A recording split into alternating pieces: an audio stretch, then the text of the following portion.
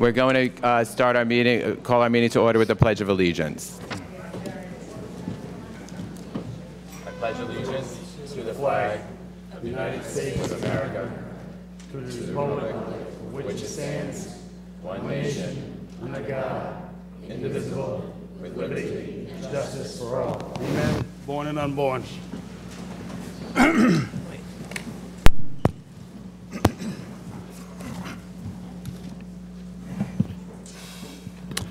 I hope everyone had a happy St. Patrick's Day and happy St. Joseph Day for tomorrow for everyone. Before going forward, I did want to take a moment of silence for Don Maroney, who was our former assistant town solicitor. So if we can take a moment of silence for him. He served the town for many years. All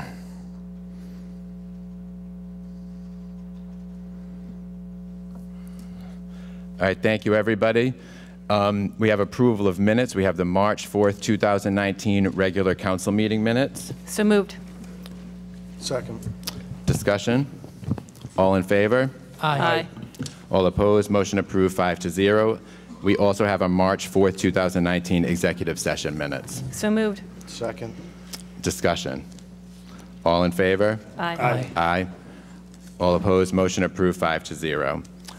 Next, we have our consent agenda. Is there any item that anyone would like removed from consent agenda? I'd like to pull item A.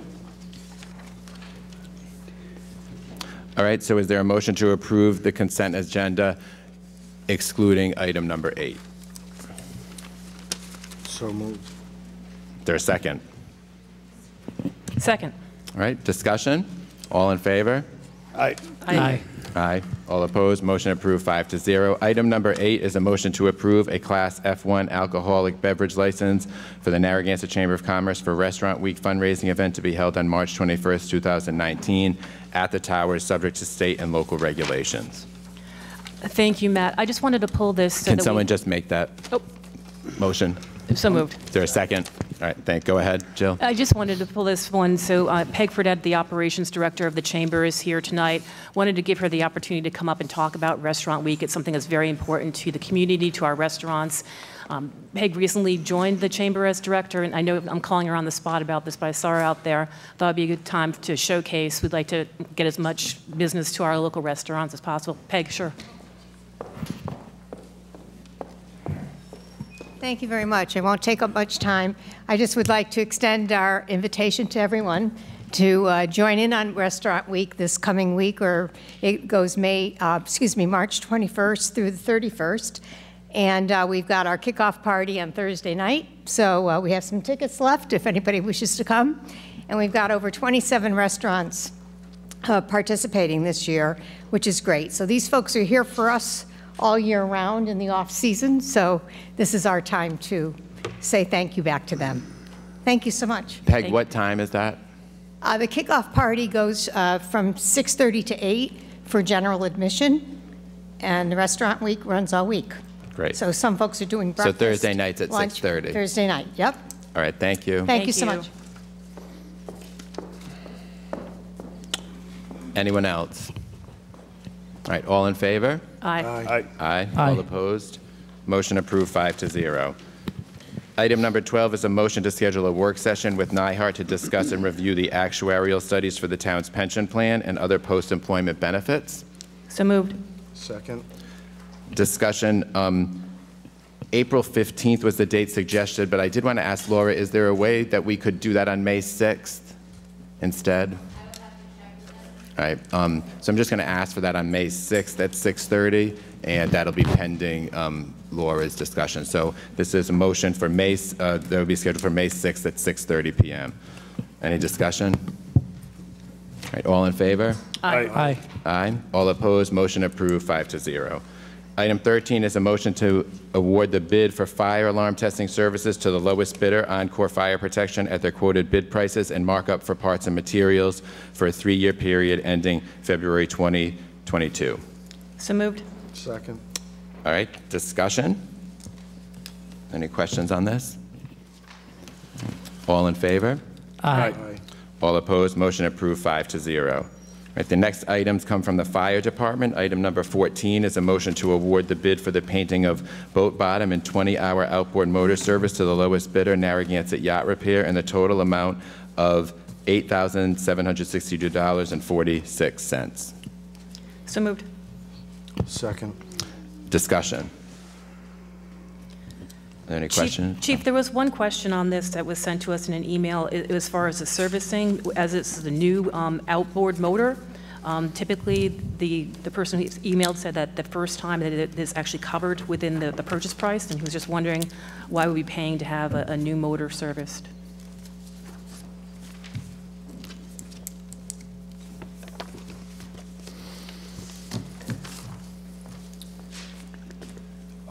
This is just a general 20-hour service that needs to be done on them. That was not originally included in the package. There are items that are covered under warranty within the power units, but general service for it at designated points, such as the 20-hour service mark, needs to be done on your own maintenance time. Any other questions? Yes.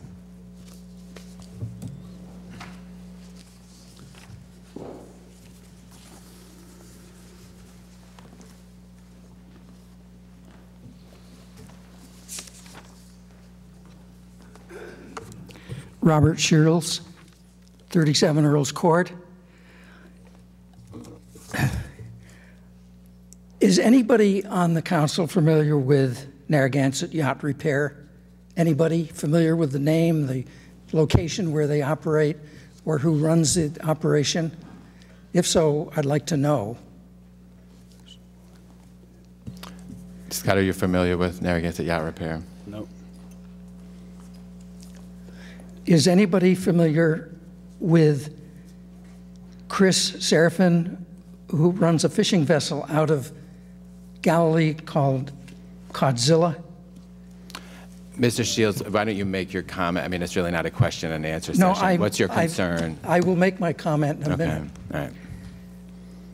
Is anybody familiar with Point View Marina, which is located at 11 Sherman Road in Snug Harbor? Anybody? This is not a question and answer period. Maybe the chief has some of your answers. He's I'm standing beside you. getting to my point. Just bear with me. Is anybody familiar with Roger Croha, who owns that marina? If not, I would like to say that I have an old friend called Andy Lamar, whom Richard Lima knew well. He's now dead. I know for a fact that, Richard, you know all of these people. And I believe you placed this on the agenda at an exorbitantly high price in order to favor some friends of yours. That's my comment. Thank you. Thank you. Thank you. Just to reaffirm, this was a... Maybe you could share the process for how Yes, this was a bid process. So we put together a spec that went according to the manufacturer's recommendations for this vessel. And it is quite a process, a painting process that has to go through with this. Now, keep in mind, this is a federal grant award. It's a $360,000 vessel that was awarded to us through a federal grant.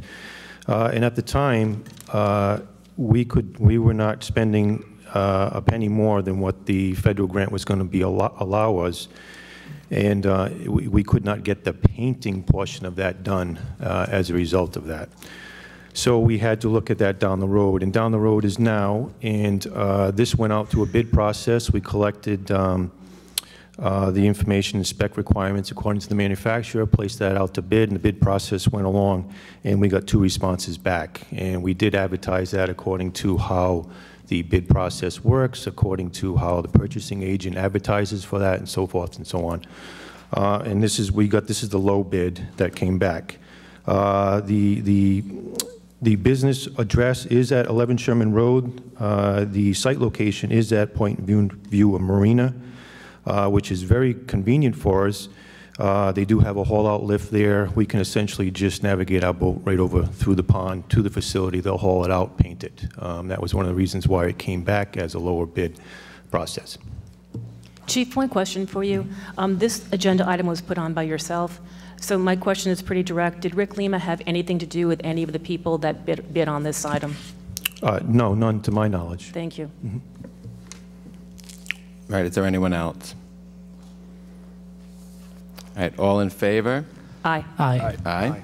All opposed, motion approved 5-0. Item 15 is a motion to approve the replacement of one firefighter contingent upon retirement. So moved. Second. Discussion.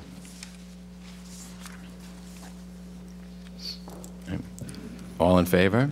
Aye. Aye. All opposed, motion approved 5-0.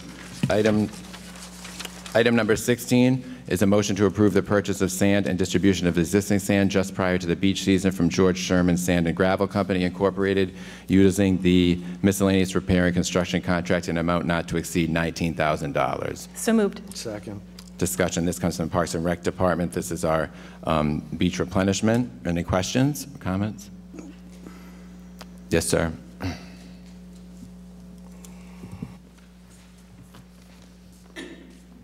Good evening, Dr. Robert Ireland, 70 Avis Street, Narragansett. I'm not familiar with the miscellaneous repair and construction contract. Is that part of the normal beach budget? You want to explain it? It's the beach enterprise. It's with the beach enterprise So fund. it's part of the regular, I mean, my question really gets down to the fact, does the beach self-sustain? Is the money we take in from the beach covering this as well?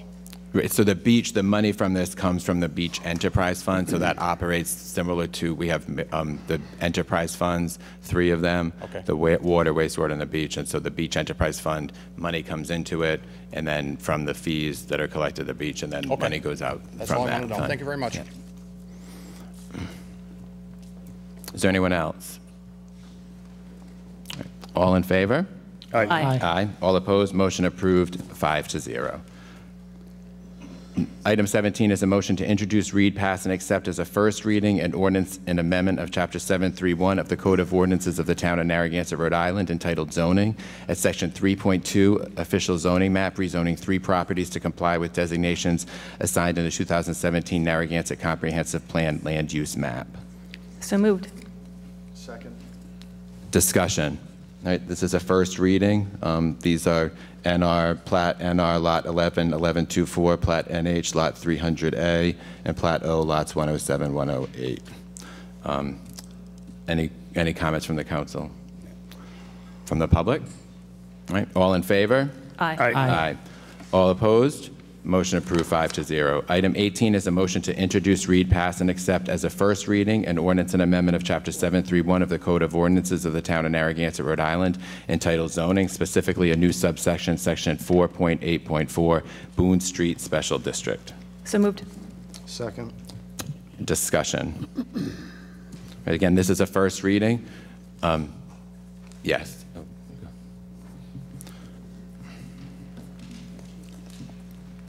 Matt, didn't we close the public hearing on this? Didn't we close the public hearing on this? Yes, we did.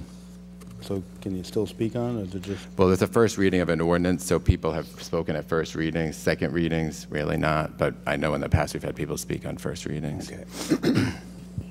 Okay, I'm Janine Marsh, 58 Rodman Street.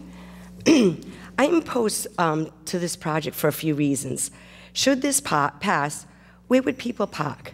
Parking in Boone Street is a problem, especially in the summertime. Another reason is the severe water and drainage problem we have surrounding this project. I have been to all planning board's meetings since I received the notice back in November. Reason being, there was no map included, which I found was very odd. At first, the property behind me, which is Continental Street, was in the plan. That is the major flood zone area. Many of us in that area have water on our properties as I speak. How can more building be allowed when there's such a problem here? I know from experience, the past 6 months, the property owner behind me has been clearing, spraying chemicals, rerouting water, and moving dirt, and the problem has gotten much worse. On another note, I understand the concept, but I'm not sure businesses would really prosper here because so many have come and gone. Personally, I do not want to see 3-story buildings from my house. Would you like to view this from your windows of your house? I'm only a lot away from Boone Street. I'm hoping you consider these matters when voting. Oh, Mr. President, would you allow me to present these photos to you and members? And you can also keep them for the town record. Well, you can present them to the town clerk, and she can distribute copies to us. Perfect. Thank you so much. Thank you. Yes, sir.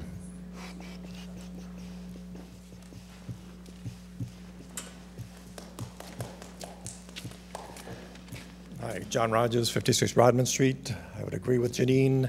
I'd also like to add that I think the town has some responsibility here because over the years, they've allowed a connection to the storm drain. A lot of the water comes from the Gladstone Spring. So the town has allowed a connection, or if they have not allowed a connection, then I would say that's even a bigger problem. At one point, the people that own the property or that it goes through had a rotor type company come in, and their machine got stuck in that pipe that is attached to the town storm drain. Thing is, as far as I know, it's still stuck there. Hose protruding out into Rodman Street. So again, the town has some responsibility to work with the neighborhood to help to resolve this water problem. And as Janine said, it doesn't make sense to be adding bigger buildings that are currently on Boone Street, taking up more parking spots with asphalt. Where's that additional water going to go?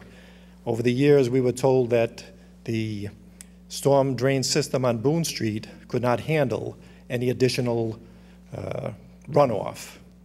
All right, so that's why the runoff from the Gladstone Spring comes down to Rodman Street. So if it can't handle any more, how are these new bigger buildings that are going to add to the runoff, where's that water going to go? Thank you. Thank you.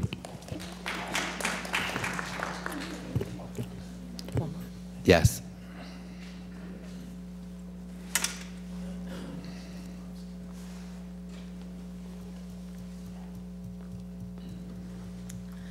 My name is Susan Rogers. That was my husband that just spoke. We own the property at 56 Rodman Street. And just because I can't let him have the last word, I had to come up here and say something. No, why I came up here is because we've been dealing with this issue probably since 2015, 2016. My husband and I have owned that property for approximately 40 years. And it's part of our family history. It's something we hope to pass on to our children. Narragansett is part of our legacy. And what was once a really beautiful, nice spot has basically deteriorated, and damage has been done to our property by several things that we quite don't understand. I did the research delving into the history of the property and the easement, which has the runoff. Gladstone Spring is behind us, and instead of having the surge or the storm runoff go out towards the ocean, it was decided that it would run off perpendicular to that and into Rodman Street runoff.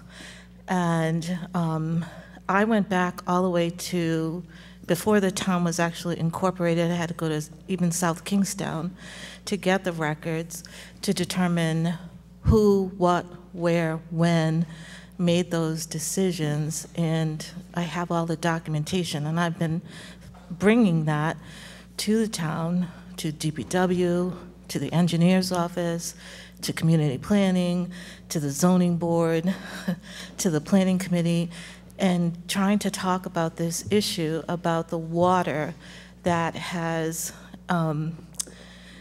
because that runoff, it doesn't work anymore, and because the town has not entertained any other ways of doing it, but yet the town is amenable to having someone want to develop, or not just someone, and I agree, the town should develop and have projects and get our businesses going. Nobody wants business in Narragansett more than we do, but we want responsible business.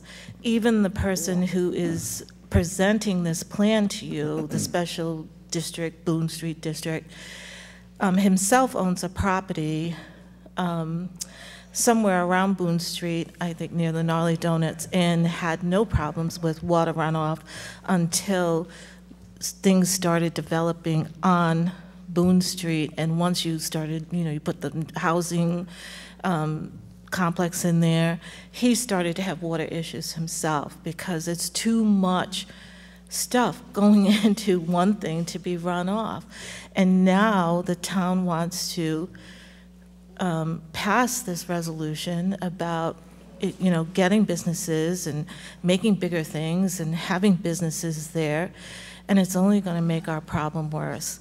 Our property has declined in value significantly because of the inability for this to be addressed, and for this to go forward will only make it worse and diminish the value of our property, not only sentimentally, but for our family, but also as far as money and everything else. We have, basically, we have not been able to rent our property because of the water issues that are there. Thank you. We seriously oppose this project. Thank you. Is there anyone else? Mr. Fleming.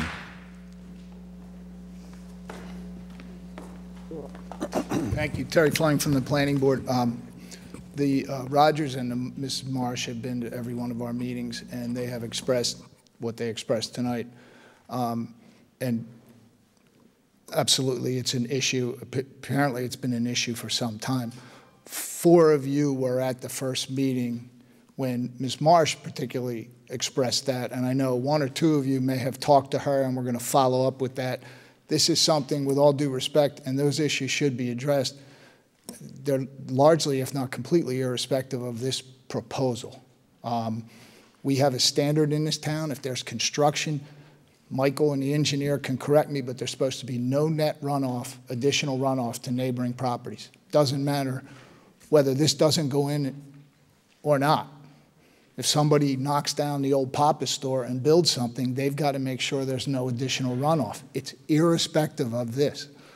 And this project does not contemplate any buildings higher than the 30-foot limit now. And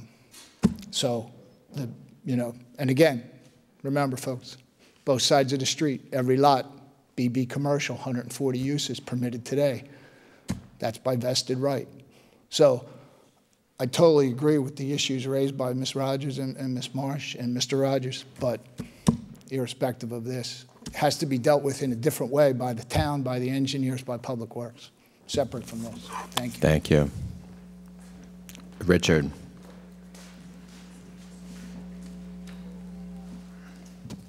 Yeah, my request is consistent with I've said in the past. People are not speaking into the mic. I really want to hear what they say, and it just is not working. We've got to try to get people to speak into the mic so we can hear. Thank you. Yeah. So is there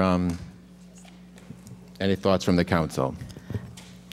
Yes, I do. Mrs. Marsh had contacted the council last week, or Ms. Marsh, and I did go out to see the property on last Friday.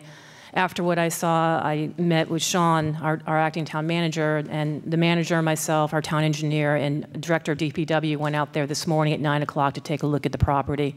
The flooding and the amount of water on the property is extensive to, I'm not sure, Mr. Rogers, which property yours was, but Ms. Marsh and the properties to the right and the left. I know that Sean is looking right now at what the town should do, what the town is responsible for the drainage issues. And Terry, I agree with you very much that this project is a little bit, the Boone Street project is related to the water, but they are related. And I really do believe we need to, as a council, have my other 4 members maybe go out and take a look at this property, because unless we take care of that water issue, from what I learned from Mr. DeChico today, and this is something that Rick's been preaching about for a while, our water lines are so old and so decrepit that they're not in good shape. So let's make sure that we can have the proper drainage at the current lots we have and these neighbors before we add on. And Mr. Vickers, I'm not sure if you're here, I like the plan you have. I think what you're doing on Boone Street is really cool, it has a cool vibe. But let's just make sure we don't rush into it before we solve the existing draining problems we have.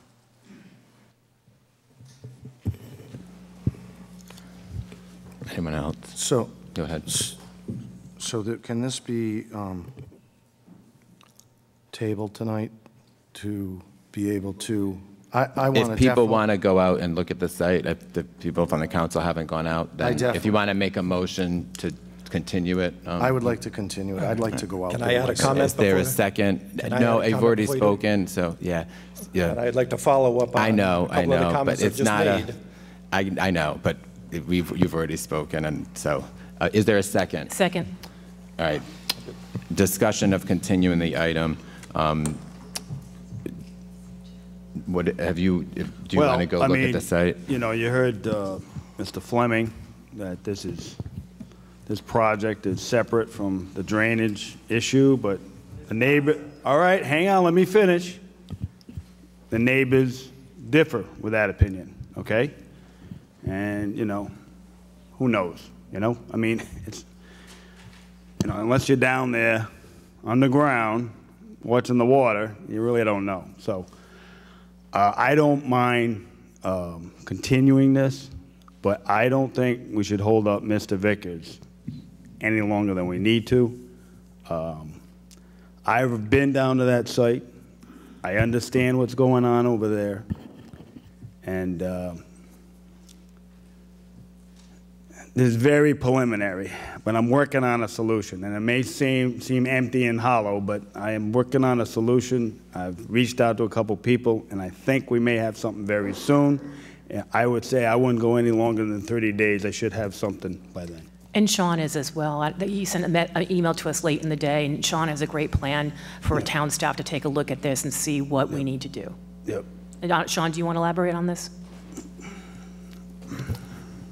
Yes, this was brought to my attention really to start looking at it today. So I'm going to continue to gather information and work with the town staff, and I'll submit a memo to the town council by Friday. Yep. That's great. So this is a motion to continue. All in favor? Aye. Aye. All opposed? Motion approved, 5-0. We have a date? We'll just bring it back up. He's going to give us a memo. You said 30 days, yeah. Motion to appoint.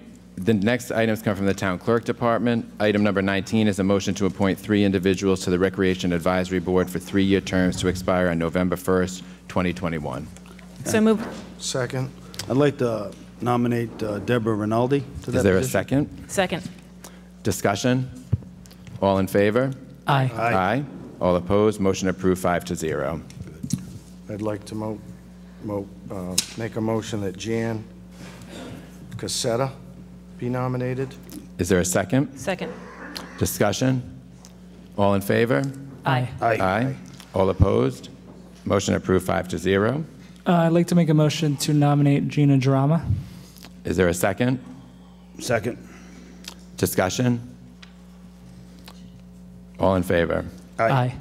All opposed? No. No. No. Motion fails 2-3. Is there? I'd like to make a motion for Linda Peterson. Is there a second? Second. Discussion? All in favor? Aye. Aye. Aye. All opposed? Motion approved, 5-0. 5-0. Number 20 is congratulations to those people serving on the rec board who will be added to the rec board for their next meeting. A motion to appoint 1 individual to the Conservation Commission to fill a vacant seat for an unexpired 3-year term ending on April 30th, 2019. I move. Do you have somebody? Do you have somebody? Yeah, Brian Grieve. All right, is there a second? Second. Discussion. All in favor? Aye. Aye. I don't know him. Can you tell me a little bit about Brian Grieve? Yeah, he's on the Conservation Commission. He's currently on it, so yes. he's, okay. All right, aye. Aye. Motion approved 5-0. Item number 21 is a motion to confirm the Executive Board of Council 94 Local 1179 appointment of Cindy Duckworth to fill a vacant position on the Pension Board as the Municipal Employees Representative with a 2-year term to expire on November 1st, 2020. So moved. Second. This is being done because Terry Donovan, who is now a department head, is no longer with that union, and she was the union rep who was serving on that committee. And so Cindy Duckworth is going to replace her on that particular committee. All in favor? Aye. Aye. All opposed? Motion approved 5-0. Item 22 is a motion to appoint 3 individuals to the Juvenile Hearing Board, one with a 1-year term to expire on November 1st, 2019, one with a 2-year term to expire on November 1st, 2020, and one with a 3-year term to expire on November 1st, 2020. I'm going to take a motion for the 3-year term first. Move to appoint William Behrens. Is there a second? Second. Discussion, the former gym teachers. Nice. Yeah. All in favor? Aye. Aye. Aye. Motion approved 5-0. All right, I'm going to take a motion to continue the others because some of the people listed here already are serving on a committee. So is there a motion to continue the other 2 parts of this motion? I move that motion. Is there a second? All right, discussion? All in favor? Aye. Aye. All opposed? Motion approved 5-0.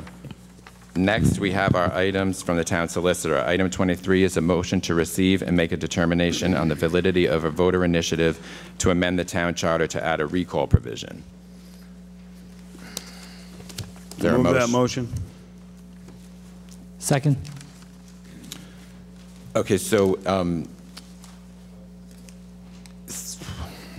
specifically, I think we want to revise the motion for it to be, because what happens with these is, I'm not so familiar with this, but going over the town charter, applicant files a petition with town hall, then the town solicitor has, the town clerk gives that to the town solicitor submits a written opinion regarding the legality of the petition 14 days from the date of the petition, and then at our next town council meeting, we determine the validity of the petition. So I'm going to actually turn it over since the applicants put it into the town clerk, and now we want to hear what the solicitor has to say about the recall provision, and then we have to determine if we're going to mark it accepted or invalid. Mr. Davis. I had received from the clerk a petition filed by Mr. Hames that was dated February 15th, 2019, in which Mr. Hames petitioned for an amendment to the town charter seeking a provision, a recall provision. And after careful review of the charter and Mr. Hames' petition, I believe it's a legitimate and valid petition, and I opined that that it should be approved and deemed valid by the town council. I noticed a couple of considerations that one may make, and that is Mr. Hames had requested that it be added to a specific section. It didn't seem completely appropriate to add it where he wanted to. Is it fatal? No, it's not fatal. And then there was something that I'm not sure was overlooked or was intended to be that way, but the way it's written, it refers to, the suggested language refers to a council member that has been in office for 6 months. Doesn't specifically address whether that would be somebody that is re-elected or it's following an election. And so notwithstanding those considerations, I think it's appropriate and a valid petition. All right, so do you want a motion instead? Could we have a motion either saying that it's accepted or invalid, because we didn't have that. I'll make the motion. Second. It's which one, though? Accept? To accept. Okay. All right, and there's a second for that. All right, discussion. Anyone from the council? Anyone from the public?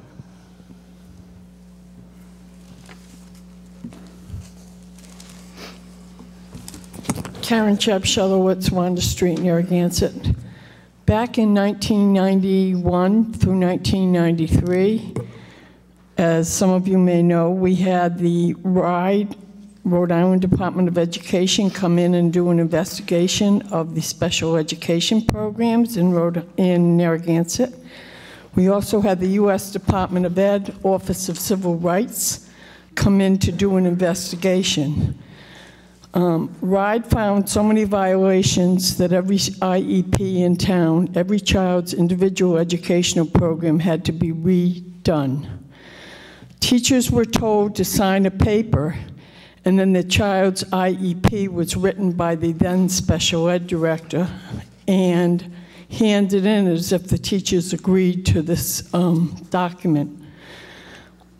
The Civil Rights Department came in and found a climate of intimidation, coercion, and retaliation, which is very difficult to find. We were in a very difficult position because we could not get the people on the school committee to step down. There was no recall amendment, and there was some very nasty things going on in the special ed department. And it was very frustrating for the citizens who had worked so hard to see civil rights violations and not to have any way of recalling people who had been elected to serve the people. I think it's absolutely essential, because sometimes we don't know what these public servants are like until they get up on the podium. They avoid answering questions. They vote on things for political reasons, and they don't do their due diligence to the town. So I'm absolutely for a recall amendment, and I hope it's not being used as a political baseball. Thank you.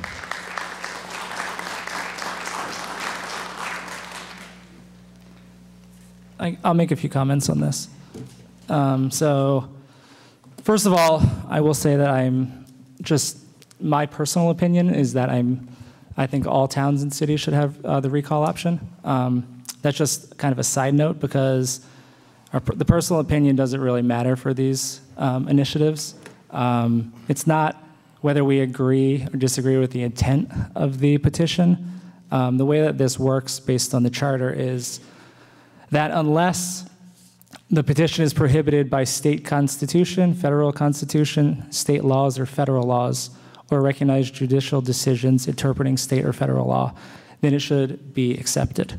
That's really the only reason that a petition for an initiative would be marked invalid. And it states it again under the validity section of the charter. If the council determines that the proposed petition is invalid because it conflicts with federal or state constitutions, federal or state laws, or recognized judicial decisions interpreting federal or state law, the said petition shall be marked invalid. So again, it's very clear in the charter the reasons for marking a petition invalid. It doesn't have to do with the intent or if we agree with it. A petition can really be about anything as long as it doesn't break state or federal law. And that's really what this is all about.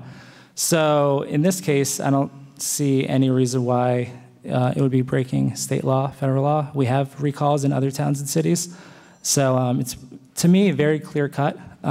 So that's my position on this. And really, those remarks will carry over to the other petitions tonight as well, because it all falls under the same rules in the charter. So thank you.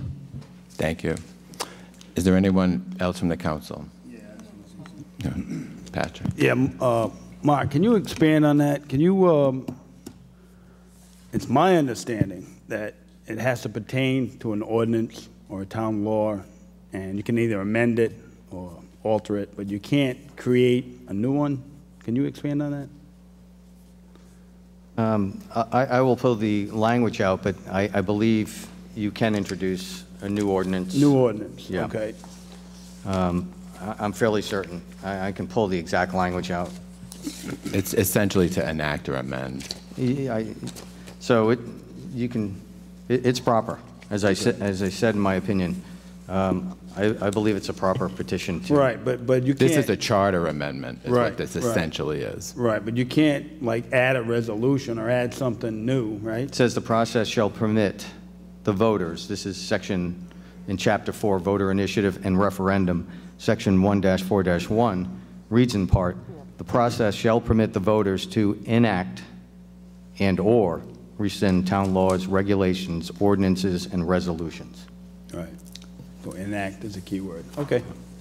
Very good. All right, is there anyone else? All right, so before we vote on this, the recall, we have 2-year election cycle in the town of Narragansett. So going to a recall in a 2-year election cycle will essentially subject us to perpetual campaigns that a minority can essentially put on. That's the way this reads. I believe it's 25%. A lot of places that recall might be appropriate would be where there's longer terms, such as 4-year terms. This item comes from somebody who lost in the last election. So recall elections for me are something that's going to lead to the minority of the voters is going to be able to essentially have perpetual campaigns with with low turnout elections, essentially. And I think that's a problem. I think that the term of office is short. There was an aggressive campaign by the Friends of the Library and the Democratic Town Committee in 2018. There's a lot of people in the town who don't like those results. We've heard from them since the election. You've been coming out consistently to these meetings to share that point of view. But it doesn't mean you can keep undoing elections. I think the initiative's bad policy. I think it's going to lead, as I said, to perpetual elections and campaigns. I'm going to urge Narragansett voters not to sign this. But legally, there is no obstacle to initiating a change to the charter to allow for recalls. Recalls are permitted in cities and towns across the country. So I'm going to vote to accept this initiative despite its potentially horrible consequences. All in favor? Aye. Aye. I'd like a chance to speak, Matt. Oh, go ahead. I'm sorry. I don't know if Rick does as well. This motion, what I heard Mark say is that it is permitted, correct? So although you're saying that this is valid, it doesn't mean that we necessarily need to vote this forward. Mark, there is a law, if I'm not mistaken, in the state of Rhode Island that if any elected official is convicted of any type of misdemeanor, felony, or ethics violation, they can be taken out of office. Is that correct? I'm not familiar with that specific law. Terry, our town clerk? Because I have that from looking it up on our state government website. And if you take a look at what's happening here, we have in Narragansett representative democracy. People are elected for 2-year terms. And I agree with what Matt just said, that if we're going to do this, it's any type. Mark mentioned that one day after the election, let's just say the 5 of us get reelected. One day after that election, any special interest group who did not like the slate of candidates voted in has a right for a recall. We have the ability, if someone has committed some type of a crime, to have them taken out of office. However, in this motion brought forward, there are no reasons given why a recall or why a person will be recalled. It's just a blank slate. So that leaves it open to any type of interpretation from any type of special interest group, be it the library, be it a neighborhood association group. I just think that this is going down the wrong way. Elections have consequences. We are a democracy that is represented by people we are elected, and I don't believe that this recall should go through. All right, thank you. In looking at this, Mark, this could continue on with somebody getting elected, then another certain group of people could not want that person, and continue and continue and continue. What would this cost the town? Well, my understanding is for a special election, it costs somewhere around $35,000. Right. So people run for 2-year terms, they get elected, and then we're going to roll them out, roll them out, roll them out, and spend all this money for what? I think it's kind of crazy. I think people are just looking at an avenue to just try to get people out of a position that they were elected because they don't like what's going on. And this is a town, 2 years you're in. You make decisions. Not all the decisions will be in the direction that people want, but that's what they're elected for. So I'm definitely not voting for this. Just to speak on this again. So this is, in my opinion, this is a bipartisan initiative. It affects anyone elected in the same way. Anyone could be recalled for any reason.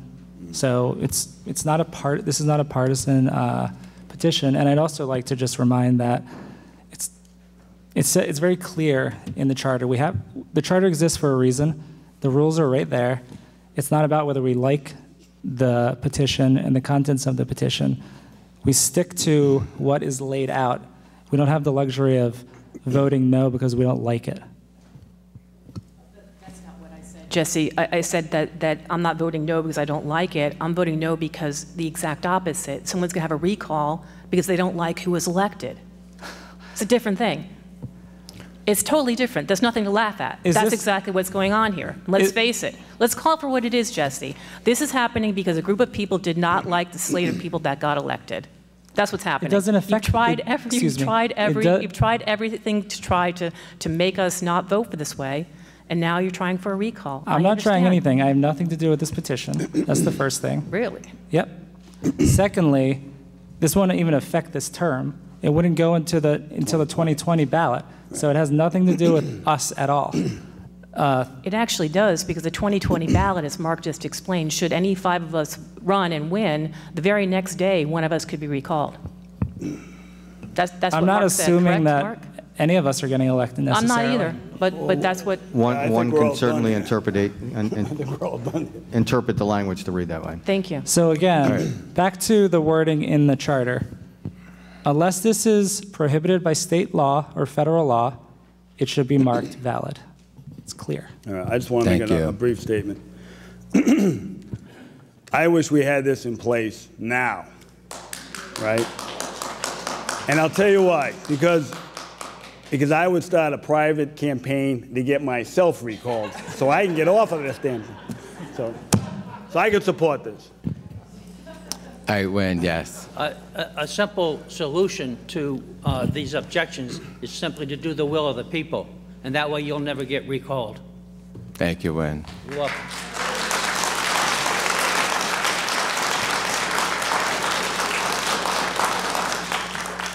Stanley.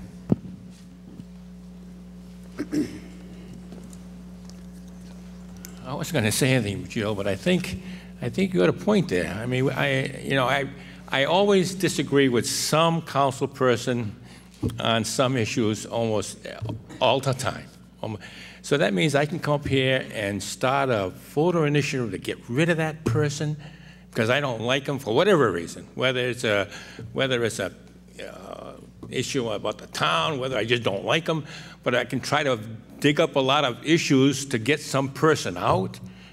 And so that means every election I'm going to come up here and I'm going to file a petition to get the politician out of there that I don't agree with.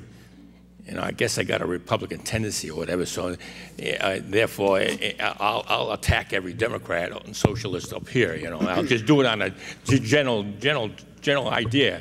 I'll do it every election, and that's kind of what I kind of hear. You know, we can be going after you unless it's legal. Like I said, if there's a legal issue, something that's serious, but we're always at odds on issues in the town. Of course, I'm on the money issues and zoning issues, but there's always issues out here, and I don't think we ought to be throwing you out because I don't agree with you. So I kind of like what you had to say there. I hope we can listen to that, maybe. Let's not get too aggressive here. Let's try to analyze the library thing, or whatever. Let's try to analyze it, get costs on it. Let's try to make a conscious, a professional decision rather than throw you out of here. Thank you. Thank you. Yes.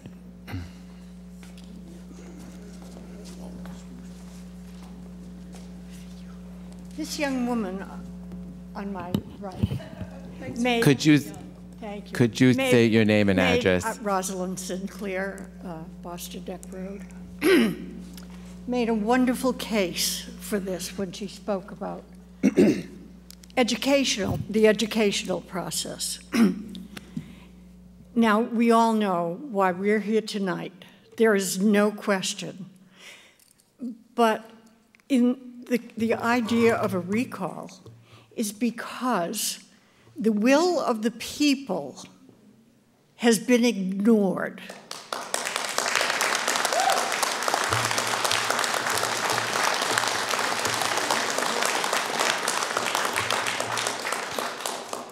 From what I understand, the last town council went along with all of this. The longer we take, the more it will cost to do what is the inevitable. And I think you have to start listening to the will of the people. Yes, it is best for you, and it is best for the town. My voice always goes when I have to do this. Thank you.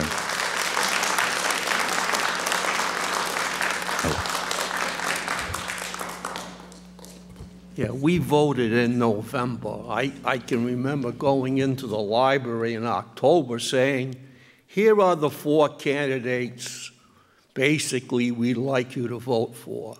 It should be no surprise that Matt and Jill voted the way they did because they ran on that platform. Rick was the mystery man. And some people felt he would join Matt and Jill. Some people didn't. But the voters elected 5 people. That's it. They rejected 2 others that the library board was chafing at the bit to elect. We voted. Two people we know would vote one way, 2 people we knew we would vote the other way, and a mystery person who personally I thought would vote with these people. I was right. And that's it. Thank you. All right, Carter Star, 23 2nd Street. Actually, there's 2 more points to this that haven't been addressed here or mentioned. Is one, after the vote tonight by the council, that goes along like what Jesse says and like the solicitor has says, it should be accepted because it's not in violation. It does need still to get a certain number of signatures from the public, or in the next 120 days, I believe. Then it goes on the ballot. So the citizens have an opportunity to either not sign if they don't want it, or to vote against it in the general election. That's not the decision of the council for tonight. And as Jesse says, it's not an opinion of whether you like what's on there or not. It's whether it's legal and it's according to the charter. And there's still many options for the voters in Narragansett to have their voices heard regarding all of these initiatives tonight, because they all should be passed. Yes.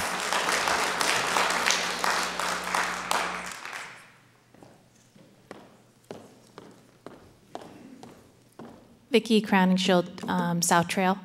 I just wanted to back up what Carter was saying in the fact that this is a voter initiative, and exactly what it means is this is going to go back to the voters. So anything that we vote, the council is just putting it back to the voters. They still have to go through a process. There's many hoops that they need to go through in order to get it on the ballot in 2020 where the voters can vote for it. So if you're saying no now, you're really just saying you don't want this to go to the voters, which is kind of par for the course at this point, but I just wanted to make that point. Thank you. Thank you.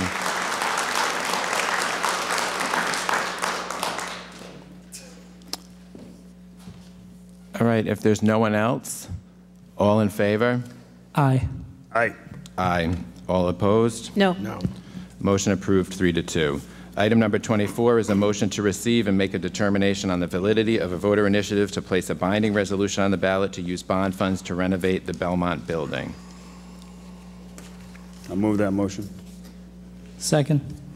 Discussion, so the same, I'm going to, as I went through the process before, I'm going to just turn it over to Mr. Davis for his opinion. I received a petition received by the town clerk, date stamped February 15, 2019, by Mr. Hames, seeking that a binding resolution be submitted to the town council. The petition and the binding resolution, as Mr. Hames submitted it, states, I, as a resident of Narragansett, wish to have placed on the ballot a binding resolution to use the $5.8 million bond that was overwhelmingly passed by the town residents, and that the bond money should be used exclusively to renovate the quote-unquote Belmont building to become the new town library. After review of the proposed language and the governing law, which would be the Bond Act in this particular case, I find it to be invalid. I find it to be invalid for a number of reasons. One, the binding resolution states in part that the bond was overwhelmingly passed by the town residents. That is not true. It was passed by a majority of the voters. The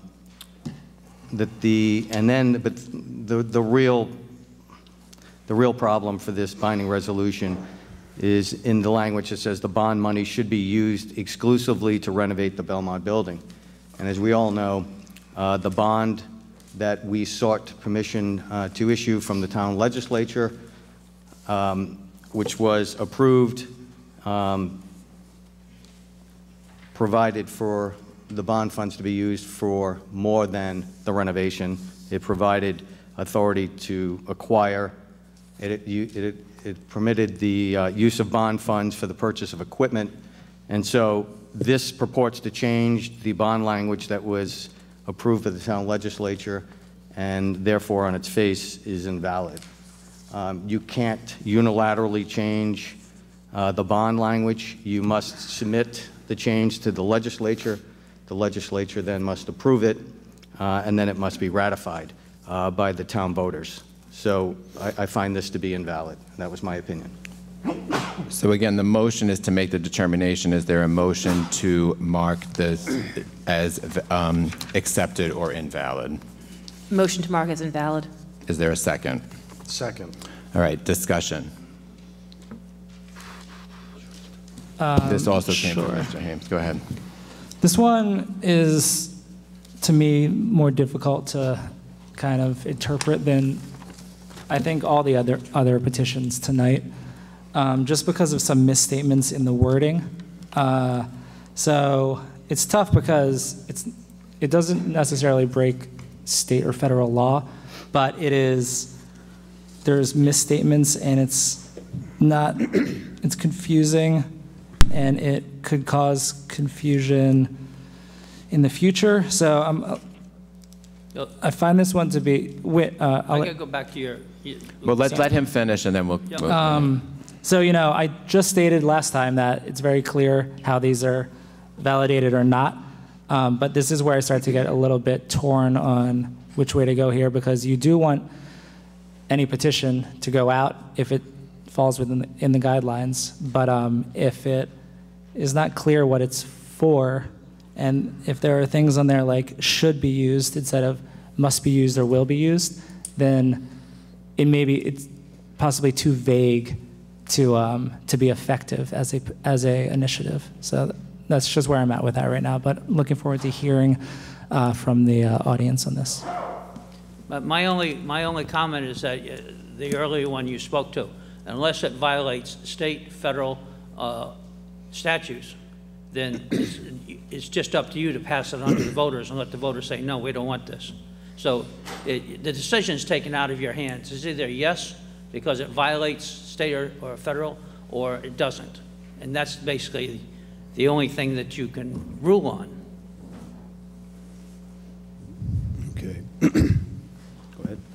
All right, correct me if I'm wrong, but doesn't a $5.8 million bond, it's location specific, correct?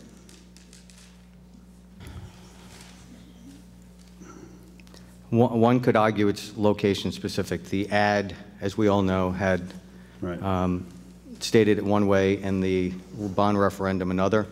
And bond counsel, to this point, has been unwilling to opine one way or the other on that particular matter. Well, that was my understanding that they did rule on that. They did. I spoke with bond counsel today, and that specific issue is, in my conversation with bond counsel, is not resolved, although there's no alternatives on the table, and no one's been pressed to write an opinion, or Mr. Ferrara has not been pressed. Okay, well, let's assume it's location specific, and it is my understanding that there is no expiration of that bond. Is that correct? That bond just sits there until we use it? There are definite timetables for which bonds must be issued. I'm not bond counsel, but I can tell you that there's a definitive time to issue bonds, to reimburse yourself for certain expenses. For example, we purchased a building. Correct. And you have a finite amount of time to issue bonds to reimburse yourself. It is my understanding that the reimbursement portion of the purchase, that there's a clock ticking there that runs out 18 months from October 2018. And that's the only part of the bond that expires. The renovation part continues. It's basically that bond is sitting on a shelf somewhere, might be in this building, and we have access to it to renovate the Belmont space only. And that goes in perpetuity. That bond does not expire. Maybe a finance director can confirm that or not confirm that, but that is my understanding of the bond. So this voter initiative is, it's already happening. I mean, it's already in place because of the bond rules. Maybe Laura can help me here, please. Anyone else from the council? Mark,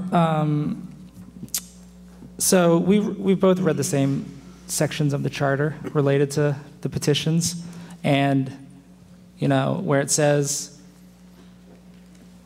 that petitions can be marked invalid, and it gives the reasons why, and it's in all the different sections, like 2 or 3 times it says if it violates state or federal law. So how would we reject this when it doesn't cross that line? Well, as I stated, this does violate state law. The Bond Act, the legislation that was passed authorizing this bond, would be amended and therefore violating what was approved by the legislature. So I'm not sure where the miscommunication is, but there is definitely a violation of state law if this were to occur. The Bond Act, which is evidenced in House Chapter 285, House number 8182, and the Senate version, which is identical, S 2967, Chapter 237, spells out specifically what the provisions that were for the bond that were approved by the legislature and then later approved by the voters. It differs from this language here. And that's a violation of the Bond Act. So the Bond Act is state law. It's a violation of state law, and as such, I opine that it should be invalid. So can you specify like the portions that it violates, or at least, or well, one? I gave you the primary one in this particular case. This limits the use of bond funds to renovation. The Bond Act, as you know, provides for the acquisition, the renovation, the purchase of equipment. I can't recall all the authorized expenditures, but it's not limited to the renovation. We won't even get into bond counsel's concern over trying to mandate the issuance of bonds. That's a whole nother issue because, as you all know, to issue bonds, the town council president and the director of finance or the treasurer must make certain representations under tax law, under state law, under securities laws, and if they don't feel comfortable making those representations and they refuse to sign, you've got a quagmire. And when you have a quagmire, as bond counsel will tell you, it makes issuing or selling bonds nearly impossible. So in talking to him, he's not a fan. He doesn't think it's good for the town, and he doesn't think it's good for the issuance of bonds to have this trying to mandate something that if the town council president and or the finance director believes that they can't under oath represent those things that need to be represented and they don't sign them, it's going to be a real issue for the town. So Thank you. He's not a fan of these types of proposals, and he's been bond counsel for over 20 years to Narragansett. So.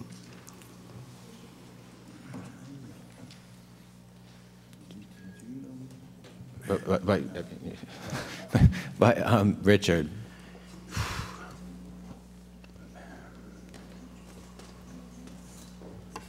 It's been a long time since 2014, but when we voted in 2016, I don't think anyone even knew what the Belmont building was. We voted on the old IGA supermarket. That's what we voted on. We didn't vote for the liquor store. We didn't vote for that hideous second floor. Every one of us went to the ballot. We knew the library committee had sort of axed the idea of renovating the old library. And we voted for 15,500 feet in the old IGA market. That was what the vote was on. And all of a sudden we find that we have the second floor and now we have the liquor store. That ain't what we voted on. Thank you.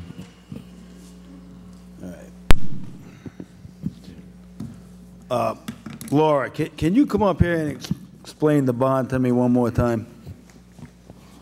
And as far as the liquor store, I think, well, she can explain it. I think we had a separate $400,000 loan for the liquor store, separate from the bond, correct? What we have is authorization for $5.8 million. It's an authorization to go out for bonds. That just says that we have permission from the state General Assembly to go out for $5.8 million in bonds. We haven't gone out to bond. We haven't done anything. However, we have made an expenditure that we anticipated to be reimbursed by bonds, which was the purchase of the building. We have 18 months from the purchase of the building to use those bond proceeds or go out to bond. Correct. In order for that expense to qualify with those bond proceeds. Now, would they just include the Belmont space or the liquor store and the Belmont space? No, so $400,000 was also authorized by the town council to go out for a separate borrowing. So the that bond would money, be taxed. yeah, That's so a taxable bond. Correct. 5.8 So is the a bond money that was voted on is being used for the Belmont space and not the liquor store, correct? In spirit, because we got a separate 400 we had to It borrow. would actually depend on what you use that side of the building for. If you choose to use the Right. Well, we're gonna liquor keep- store yeah. side Right. as part of the library, Right. then yes, Okay. that could be covered with the Okay. 5.8 in bonds I as think well. I think this council needs plenty of liquor. I think we're gonna keep it as a liquor store. So. All right, don't go running off. Hang on. I got another question for you about the renovation money. Now, the way I understand it, the bond's sitting on a shelf, and say we have a change of council or somebody has an epiphany and we move forward with the library build out at the Belmont. Now that money's sitting there, we can use it anytime in perpetuity, correct? That bond? An authorization does not have an expiration date. Your Thank you. authorization is out, the General Assembly made the authorization, the council approved it. It sits on the shelf until such time as we want to bond or the council decides to vote and renege that authorization. Okay, so that makes this voter initiative, you know, I mean, I'm not going to support it because of, you know, the spirit of the bond is in line with this voter initiative, so I can't support this. Thank you. All right, is there anyone else? Any other comments? Yes, Karen.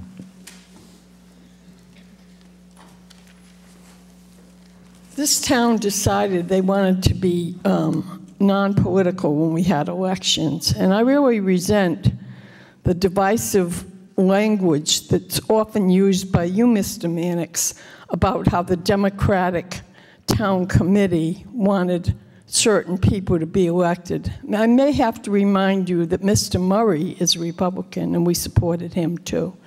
I just find it very divisive that you're trying to make it divide the community again and again and again by calling us things such as the angry mob, such as we're all in bed with Gilbane. All this language is very, very divisive, and it's not team building. And talk about one brain, the three on the right are always voting for the same thing almost all the time. And I have to commend the town solicitor for doing some of the research this time to prepare himself, although I don't necessarily agree with his opinions. Stanley.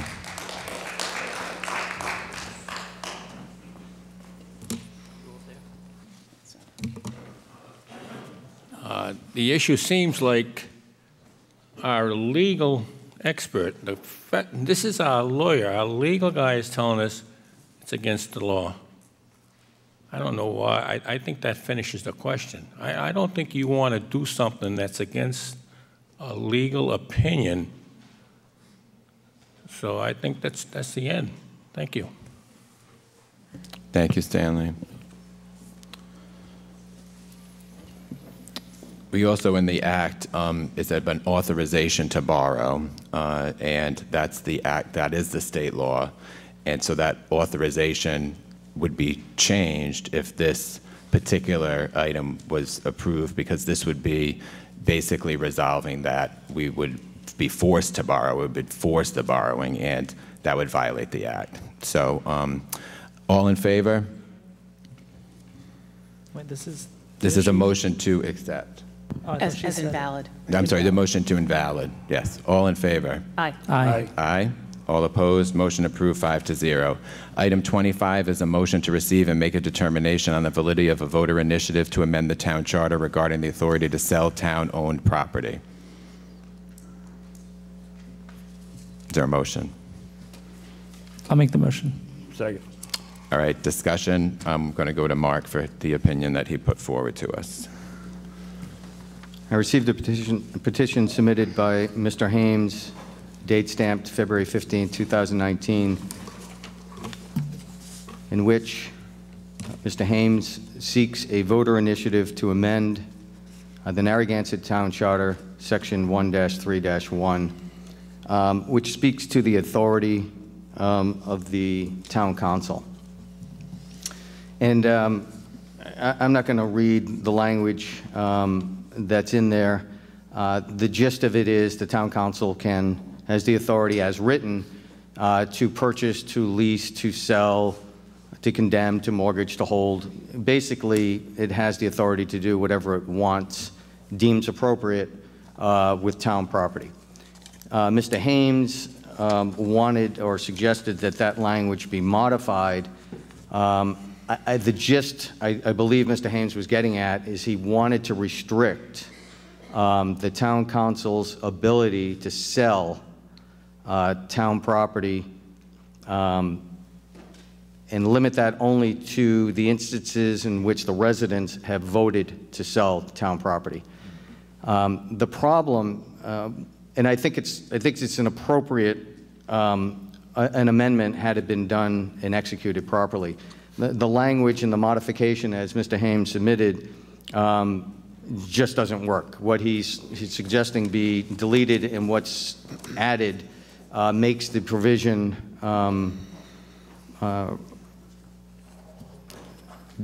impossible to follow or understand, and therefore makes no sense. And so I would argue before you even get to this point about determining whether it's a valid one or an invalid one, I don't think it's a legitimate petition because it makes no sense the way the proposed language works. Again, had the modification been done properly, I think it would be a valid, I'm not saying I agree with it, but I'm saying it would be a valid petition. But as drafted, it's my opinion that it makes no sense, and therefore, it's not even a legitimate petition.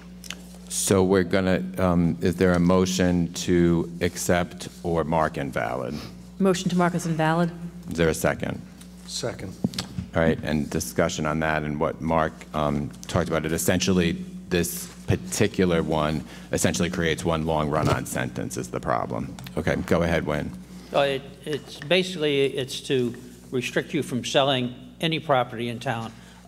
What's happened over the number of years, people have suggested to sell the Clark Road property. People have suggested to sell the Middlebridge property. Now we're back to the library. To me, no property in town should be sold unless it's by the approval of the voters or the residents in this town. It's too big. We're into an era of open space. Town councils should not be able to sit up there and say, I want to sell this or want to sell that. I think I worded it pretty closely to that. I took out to sell and I replaced it with to sell town property with voter approval or voter, is that right? Why don't you read it, Marty? I can read it as you modified it, Wayne, if that's okay. We'll do Matt. We got all night here. So, as modified, this is how it would read. I think, Wynn, what you didn't take into consideration, I'll read it, but I think what you didn't take into consideration was the language that followed. Because after the word sell, there was lease, mortgage, all that language. So the way it would read as modified as you proposed it would be as follows. The town may acquire property within or without its corporate limits for any town purpose, in fee simple or any lesser interest or estate by purchase, gift, devise, lease, or condemnation. This is where the change occurs.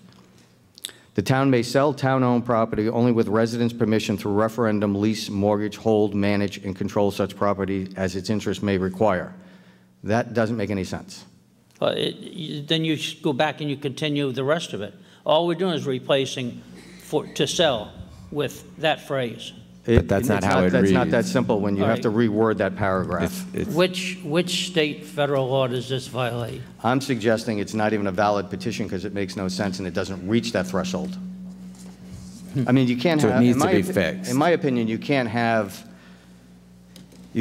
something that makes no sense being voted on as valid or invalid. It just makes no sense. No one. I don't even know what that means. I don't think anyone knows what that means. And that's why I opined the way I did. And thank you. I'm not going to sit up and argue because I know the vote's going to be good that way anyway, but I disagree with you, so we can let a judge declare. Thank you. All right, all in favor? Oh, go ahead. I just want to say why I'm not supporting. For one reason, the attorney doesn't think it's a valid petition. The other reason is I don't like, we have elections, we hire 5 people, all right?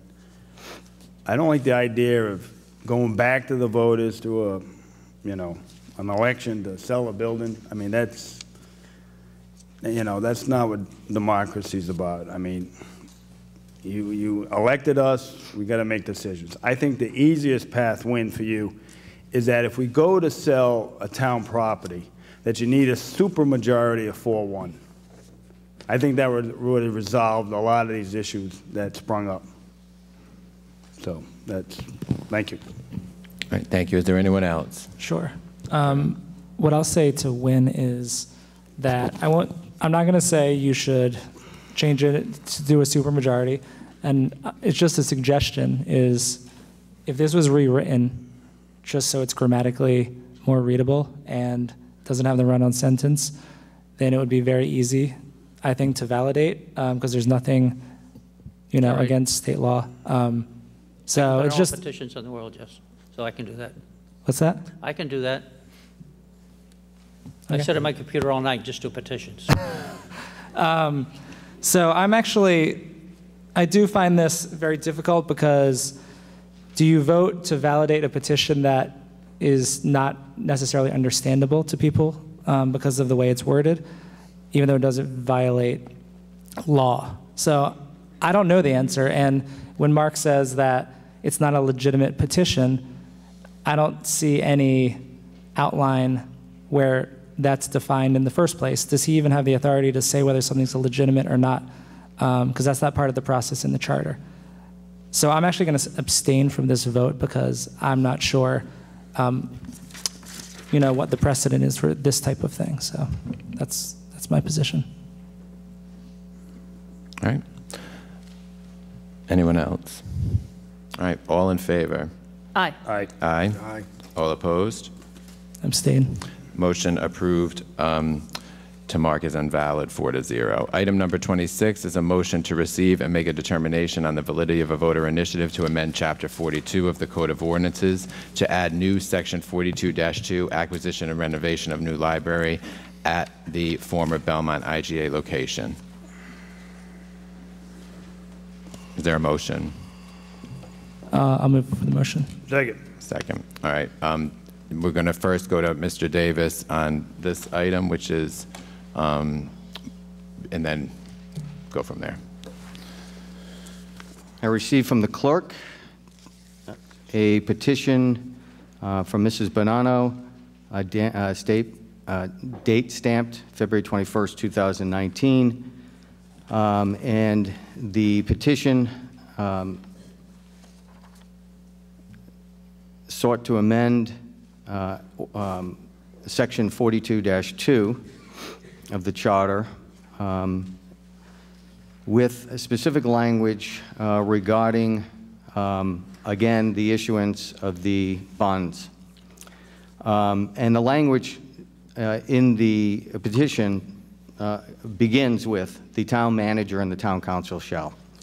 And much like Mr. Hames' petition, I find that this petition, just that language referring to the manager, but also other references, contradict the Bond Act, the specific language that was approved and authorized, again, by the town legislature and then voted on by the voters. You will, when you review, as I'm sure most of you have, the House bill and the Senate bill that is referred to as the Bond Act with regard to this $5.8 million, you will not find any authorization whatsoever for the manager. There doesn't exist any authorization for the town manager. So for this ordinance now to introduce and give the town manager authority would violate the Bond Act, which again is state law. And for that reason, I opined that it was invalid. All right, thank you. So was there a motion to mark this as accepted or invalid? Motion to mark as invalid. Is there a second? Second. All right, discussion. All right, before we get to anyone from the council? All right, go ahead. Council President, my name is Matt Jerzyk. I'm here representing, good evening. I'm here representing Susan Bonanno Cicilline and the Love Your Library Coalition. I have significant solicitor experience, nearly 10 years working for Mayors Angel Taveras and James Diosa, as well as significant legislative drafting experience working for House Speaker Nick Mattiello and Majority Leader Joe Shikarchi. In fact, I was in the House when these two public laws were drafted and passed. The town charter in Chapter 4, as discussed tonight, requires three things for this council to mark a petition as valid. First, the petitioner must be a qualified elector. That's a fancy way to say registered voter, of which Susan is. Second, that it enact or rescind an ordinance, a resolution, a regulation, and in this case, it is not seeking to amend the charter as the solicitor just stated, it is seeking to enact an ordinance. It would add Section 2-42 to the town's Code of Ordinances. And three, and this is critical, and Councilman Pugh has stated this several times tonight, a proposal by a qualified elector the charter specifically says in 1-4-1, the legislative powers are vested with the people of Narragansett. And the only way those powers can be wrestled away from the people is if a state law or federal law or a constitution prohibits it. And in this instance, the solicitor has offered the opinion that the Bond Act, the two public laws sponsored by Senator G and Representative Tanzi, in some way prohibit this proposed ordinance, section 2-42. I've reviewed both public laws. There is nothing in either public law that prohibit the enactment of this ordinance. In fact, section 42-2 does not propose to change the bond in any way. The Bond Act is very general and does not mention a specific project site. The proposed section 42-2 merely clarifies and adds an additional requirement, specifically that the library be built on the exact site, as we mentioned before, as set forth in the Board of Canvassers' legal advertisement. The fact that the Board of Canvassers' legal advertisement, and I stress legal advertisement, and this is important relative to a bond opinion, references the exact site upon which the library was to be built, and voters reasonably relied on that legal explanation when voting, could call into question the validity of the referendum if the library is not built, renovated on that site. This in turn could cause a problem, as stated earlier by the solicitor. This could cause a problem for bond counsel in giving a clean legal opinion on the bond. Therefore, the ordinance before you, presented in this voter initiative petition, could be seen as curing or fixing a significant irregularity in the bond process that this town went through in 2016. The significant irregularity being that the legal advertisement was site-specific when the Bond Act and ballot question were not. Furthermore, the solicitor's opinion, frankly, carries very little weight as he is not a nationally recognized bond counsel. As you know, firms who act as bond counsel to cities and towns are nationally recognized bond counsel listed in the Bond Buyers Municipal Marketplace, otherwise known as the Red Book. The town's bond counsel is such a nationally recognized firm. And while the opinion of the solicitor is in fact a legal opinion, it would be in the best interest of the town if you had received, which you did not, a legal opinion from the town's bond counsel. What I heard tonight was the solicitor say the bond counsel, quote, is not a fan. Well, last time I checked, not a fan is not a legal opinion. It's kind of a feeling or a sentiment, but it's not a legal opinion, and I certainly didn't see a copy of a legal opinion from a bond counsel stating that this proposed ordinance violates state law. This is a properly drafted ordinance that conforms to the charter, and this council ought to vote for it. Alternatively, we will be seeking judicial relief immediately in the Superior Court. We ask you accept this ordinance.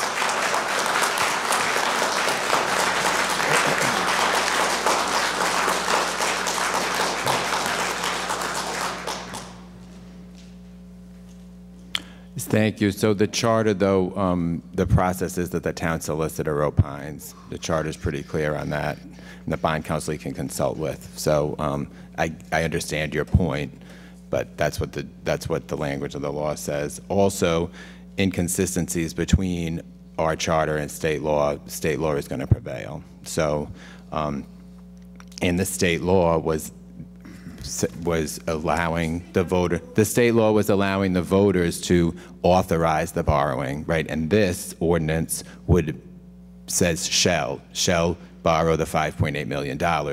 So that's in conflict with the authorization to borrow. It's an extension. It's a mandate to mandate to borrow rather than an authorization to borrow. May I respond? Go ahead. Thank you. So the state law offered an authorization, the voters voted for it. What you have before you is the enactment of that authorization.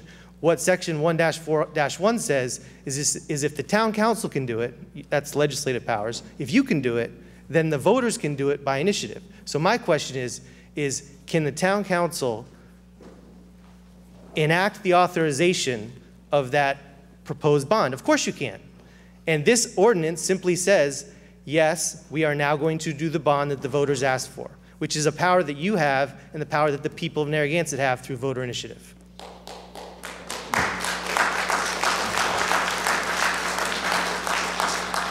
But the word is authorized, and we kind of lose track of that in this conversation. There's nothing I mean, and in you the haven't state been law here that for the whole prohibits this conversation. ordinance. That's the standard. But we have That's a the difference of standard. opinion on that. It's a legal matter. If it doesn't meet the standard, this council has to validate it. We have a difference of opinion on that. All right, so is there anyone else who would like to speak? Richard.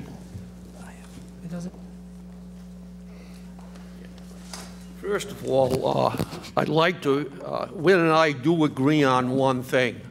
Go get them Gators, and let's hope our school wins in the tournament. And this problem, I think, just amplifies the difficulties we have. We have in motion 24, the Belmont building. We come to 26, we have the former Belmont/IGA location. We can't get this straight. And until we do, voting on anything is foolish. We would have the library started now if we had been content with the IGA location. But we keep on shifting locations, 1, 2, 3, 4, and this is really unhealthy. We can't even, this group can't even agree between the Belmont building and the former Belmont/IGA location. This is not good. When we talk about this, let's talk about the old IGA market, which all of us voted on, yes or no. But let's forget this second floor, this hideous mistake that the prior council made, and forget about the liquor store. But if we're going to talk about this, let us say building 1, building 2, building 3, because this is what it is. And we just can't seem to understand this. Thank you. All right, is there anyone else? Matt, may I say something? Yeah, go ahead. First of all, the Bond Act cannot be modified by ordinance. That's number one. Number two, I suggested that the town manager language was problematic, but I didn't say that was the only problem. There are many problems. If we continue on here, in the first line, town manager and the town council, all of a sudden, by ordinance, we're introducing the town manager. Can't do it, with all due respect. Before the 5-year deadline included in the two bills. Well, as Patrick has noted, there is no 5-year deadline on the issuance of the bonds. I think there might be some confusion over notes with that language. But the bottom line here is you cannot modify the Bond Act by ordinance. You just can't do it. Thank you. All right, all in favor? Actually, I'm going to speak on this. Go ahead. All right. See, I disagree that you're modifying the Bond Act. The Bond Act happened, and it was authorized. So that's done, authorized by the people. Now it's sitting there, not being used. So this is a separate ordinance to now say, let's use it. Authorization's already done. You're not changing the wording of something. You are changing it, because How? you're now saying the manager has the authority to participate. The Bond Act doesn't give authority to the manager. It says authorizing the town of Narragansett to finance the acquisition. And if you read through it, it's the town council president, and the town council votes, the town council president signs it, the treasurer or the director of finance signs it. Yep. The manager's not noted anywhere. Well, since when is the manager a voting participant? But this isn't asking the town manager to vote or to sign anything. What's it saying? It says the town manager and town council shall, before It's a 5-year deadline, borrow. It doesn't Right, say the town manager and the town council. It's including the town manager, contrary to what the Bond Act says. So then if town manager was removed from this, it would be? Well, that the would- reference to the 5-year, I don't know where the 5-year deadline is incorrect. And we can get bond counsel to identify the other problems that he suggested existed. But again, and maybe we can get an opinion from bond counsel, he cannot recall one time, other than the late 1800s, early 1900s, where a body tried to force the issuance of bonds. As I stated, the problem is the town council president, the director of finance must represent to certain things. If you mandate this, they determine that the representations aren't accurate and they refuse to do it, what are you going to do? You can't force somebody to sign it if they don't believe it's true. So it goes beyond just issuing bonds. There's a lot that goes into issuing bonds. There's a certainty that the project's going to be built, that there's no litigation, that it's going to be done within the budget. There's a whole host of things. And then there's a whole litany of security reps and IRS reps. And so that it's just not practical to mandate somebody sign those representations. It's not that simple. And look, I'm not bond counsel. I've spoken to bond counsel extensively, and bond counsel will come and talk to you. It's a bad idea. It's a bad idea. That's not from me. That's from bond counsel. He's not a fan, whatever the terminology you want to use. But in this particular petition, it violates state law. Okay. All right, so a few things that you said there. You know, if it's a bad idea or if it introduces complexities to the process, or maybe Lower Canyon is uncomfortable signing it, we don't know that. We don't know if bond counsel is uncomfortable issuing it without a statement from him, you know, a written statement. If that was provided tonight, then I could read that and I would have it right here. No one can tell you that until it's time to issue the bonds, right? Because those reps don't apply until it's time to actually sign the document. So no one can tell you tonight whether they're acceptable or not. My point being is that no one knows in the future if those representations are going to be accurate or not. That's the point. You just don't know. And to mandate that somebody issue the bonds, which requires the signature to these reps and representations, you can't mandate that somebody rep to something that they're unfamiliar with, don't know, and the circumstances surrounding it aren't even known. But you can't mandate it because of state law, or you're just saying that it's a bad idea? I'm saying it's a bad idea. Okay, well, I'm just going off of the charter. But in this particular case, we don't need to go beyond this. And it's my opinion. You make the decisions. It's my opinion that this ordinance, proposed ordinance, violates the Bond Act, and as such is invalid. Okay. We don't need to go beyond the petition in front of us. Thank you. I was going to pipe in real quick unless Joe. Go ahead, Joe. Did you want to go, Ricky? I'm ready to vote. All right. As you know, I am a library supporter, but I cannot support this initiative. We went to great lengths to find Mark and his firm to represent us, and you know, he's the town's attorney, and I am not qualified because of the legalese involved with this. So I have to reject this petition. Thank you. Anyone else? All right, all in favor? Aye. Aye. All opposed? No. Motion to mark invalid approved 4-1. Item number 27 is a motion to receive and make a determination on the validity of a voter initiative to adopt a resolution supporting the voter's decision to build a new library. Is there a motion? Is there a motion? I move that motion. Second. All right, and again, we'll turn to Mark first to share with us his opinion on invalidity or acceptance. Okay, so on February 21st, 2019, I received a petition from the town clerk, date stamped the same date. The petition was submitted by Mrs. Bonanno. And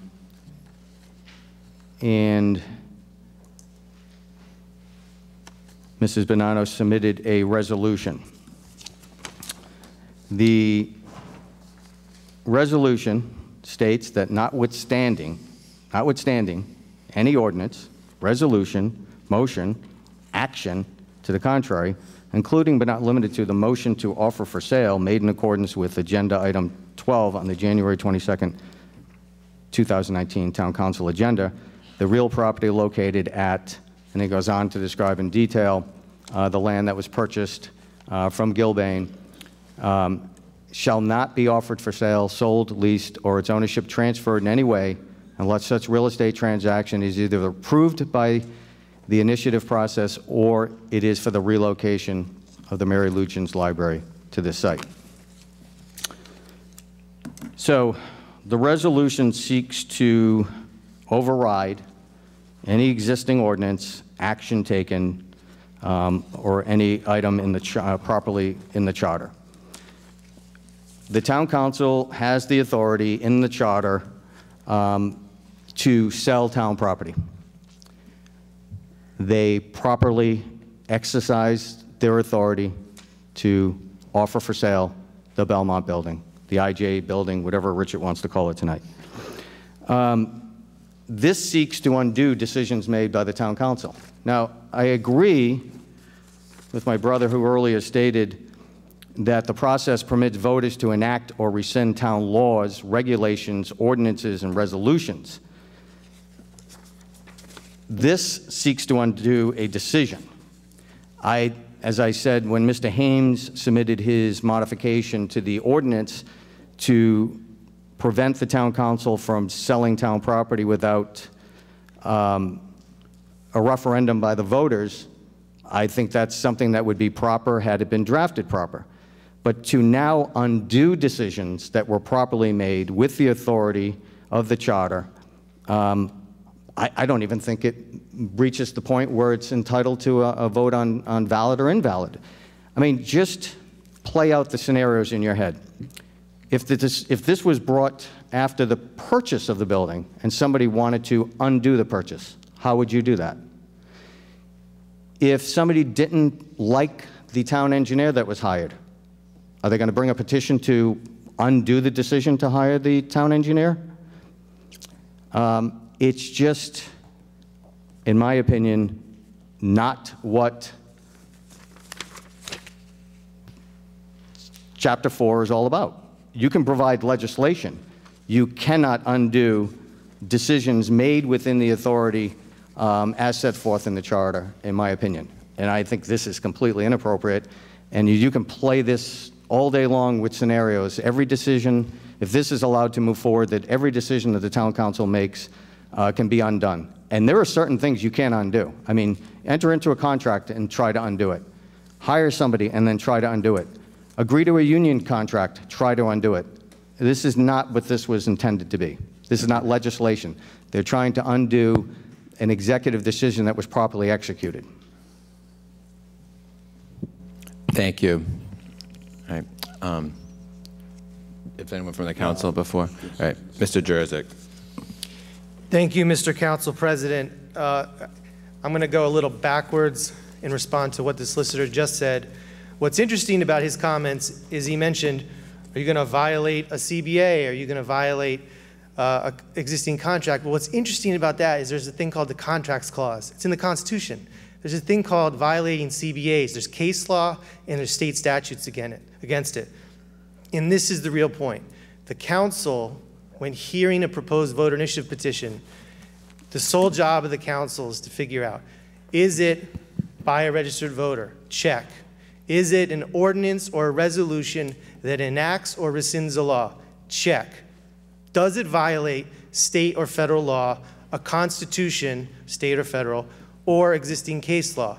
It does not. Therefore, it is valid per the charter of the town of Narragansett. To be clear, Chapter 4 specifically authorizes the enactment of a resolution. What is before you is a resolution. Now let's just take out the notwithstanding anything to the contrary legislative clause, which is typical legislative drafting, but let's just look at the bare bones of what this says. Therefore, be it resolved that that the real property located at the, and then it gives the description, shall not be offered for sale, sold, leased, or its ownership transferred in any way unless such real estate transaction is either approved by the initiative process or is for the relocation of the library. This is exactly what you just heard relative to question 3, right? This is exactly the same question, and your solicitor opined if it was grammatically correct, he would support it. And now he's not supporting this resolution. So I'm a little lost on this because it's saying, now if I were to take his logic to its logical conclusion, he would think that we are making a petition drafted as a reconsideration of a motion as to what happened at your January 22nd meeting.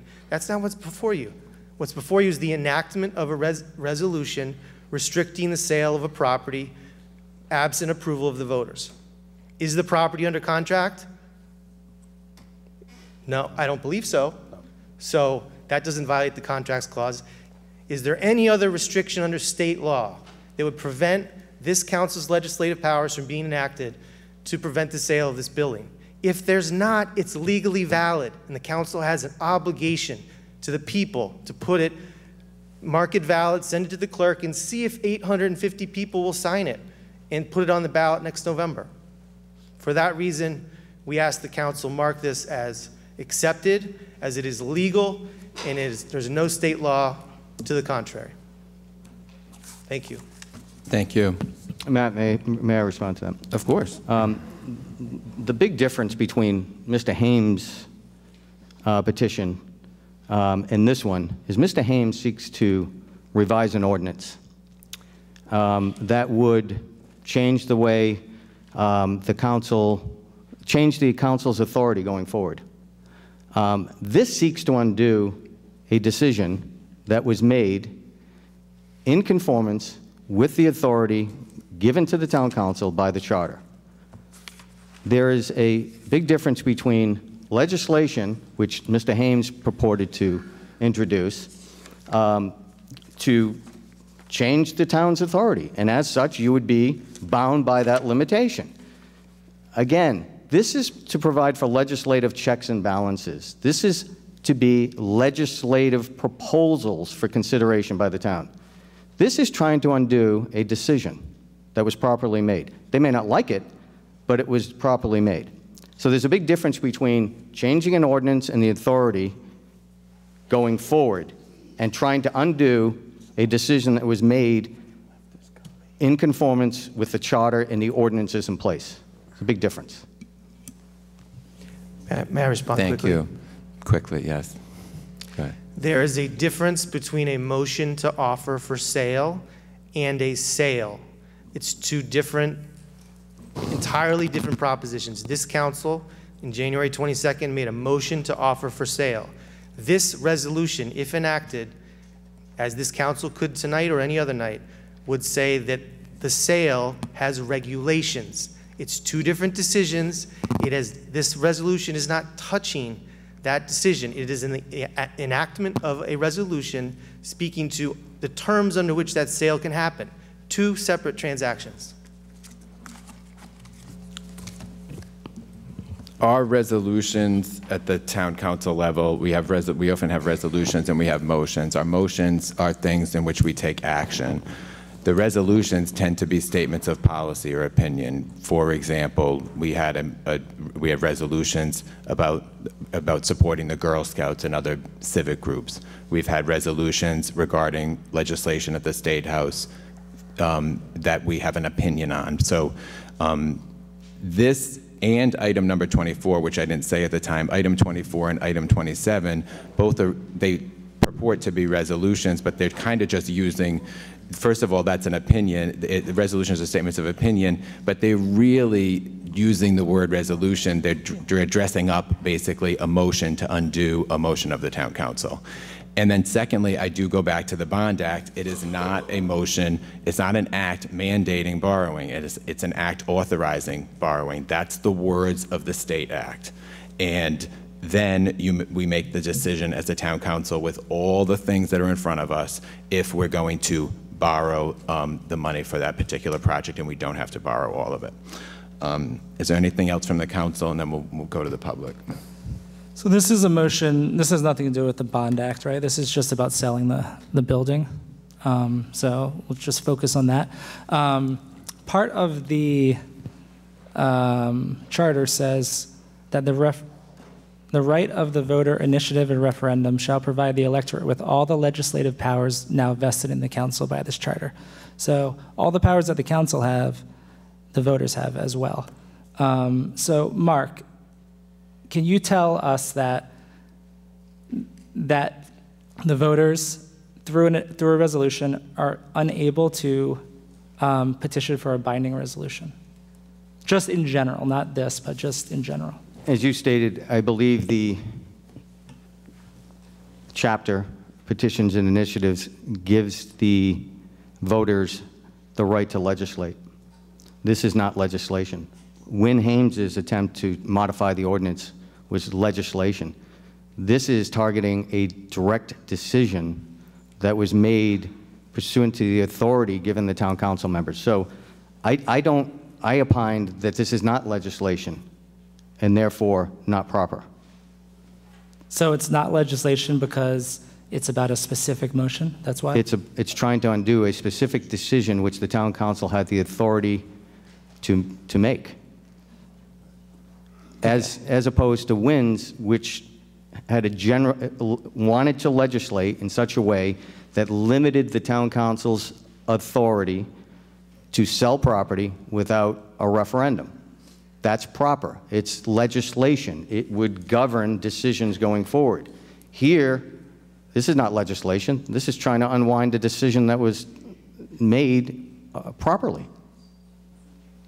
Okay, so when we're talking about legislation, there's like bills are legislation and resolutions. Different types of resolutions are legislation. So just by just the definition of legislation would encompass, would include resolutions.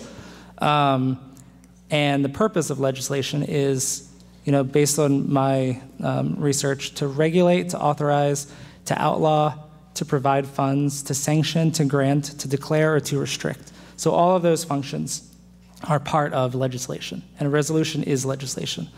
And we've seen, so it doesn't have to become law to be legislation. That's not necessarily part of the definition.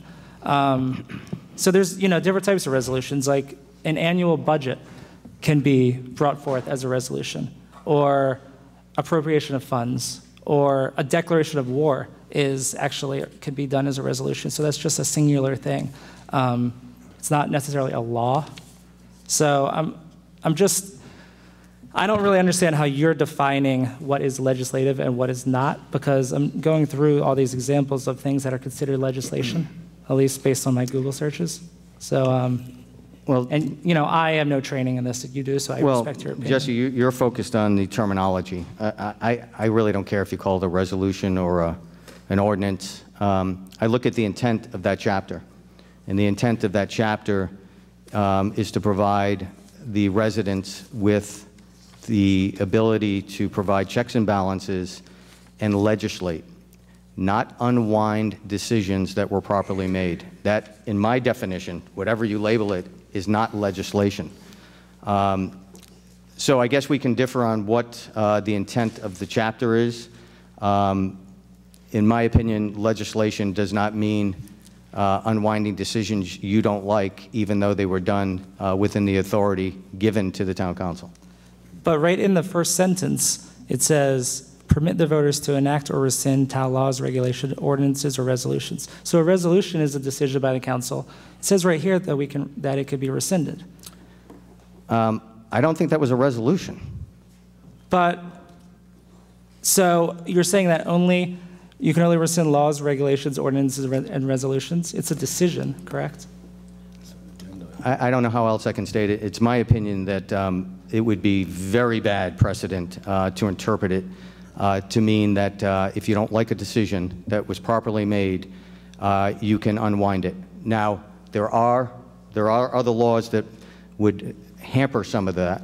But there are many decisions the town council makes that may be short of the execution of a contract. I mean, the personnel decisions. I mean, there are many things that you can't govern. In my opinion, you can't govern a town by second guessing and allowing the electorate to unwind lawfully made decisions. If you don't like it, change the rule by which that decision was governed.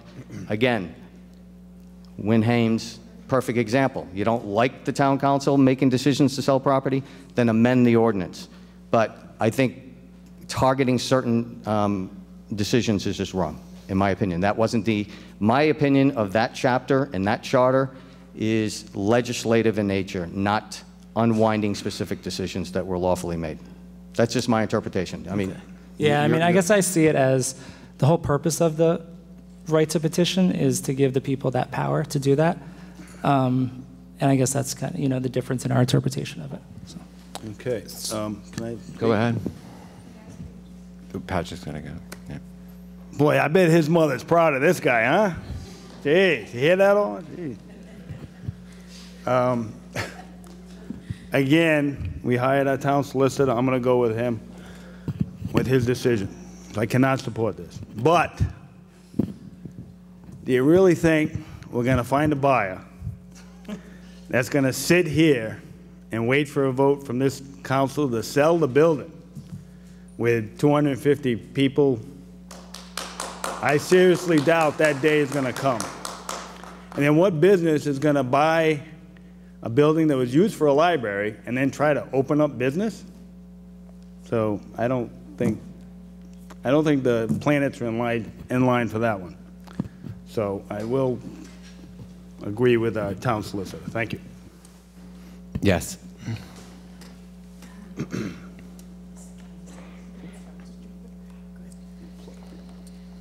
You did say, sir, that a voter... You can direct the comments to me. I'm sorry, that a voter could is a legislator. A voter is not a legislator. A voter votes for the legislator to make the laws.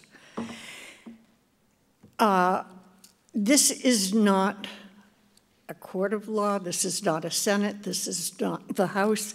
This is a town council. The town council, I believe, is elected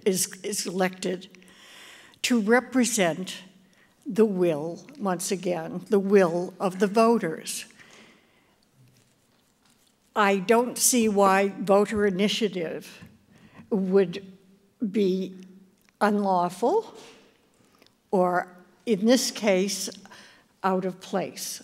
I believe voter initiative is there so that when a decision is made in a small town like this, a small area, where 67% or so, correct me if I'm wrong, 67, 68% of the voters want one thing, then it's time that they can use, that's what voter initiative is for. We shouldn't have to wait till 2020 or the next election because it's just putting it further off in the future. Voter initiative can do it faster.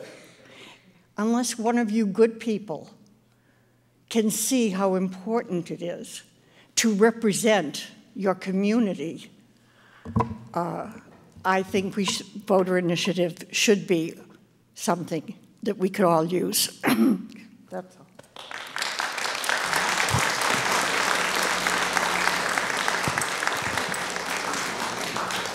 Yes, sir.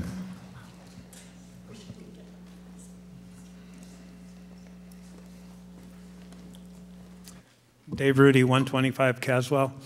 I appreciate the advice of the solicitor tonight on the first 4 voter initiative petitions. I find myself agreeing with him 100%. On this one, I find myself disagreeing with him. He gave us our opinion as to whether or not this is the right way to run a town council meeting or the town of Narragansett. That is an opinion, not based on what the solicitor should be doing, which is providing the legal advice. I don't expect the solicitor to tell us whether or not we should be governing or doing this way. The voter initiative, in my mind, is the equivalent of a veto override by the leader of our White House. And in this case, the voter initiative is the mechanism whereby we should be able to override the decision of the town council in cases like this. The town solicitor worries about contract and other types of problems. The counsel for the petitions reminded us that contracts would not be covered under that. This process will take time. This is not something where someone is going to get nominated and someone thinks that that's some kind of, or someone's going to get hired and someone thinks that's some kind of special privilege and it's going to be overturned right away. I don't see the town of Narragansett voters putting up with that kind of nonsense, trying to override personnel decisions unless they're egregious. This is not an excuse for ignoring the petitioner, and it's not an excuse to find this invalid.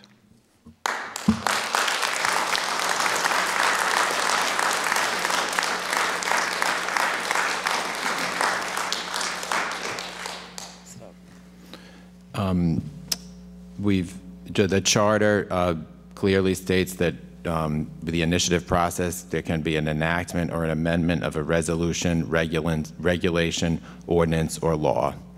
And the times that the times that those can not go forward are if the proposed initiative violates state or federal law, state or federal constitution, or common law decisions interpreting the statutes and constitution. So I think Mr. Davis articulated the difference between motions versus resolutions, regulations, ordinances, and laws.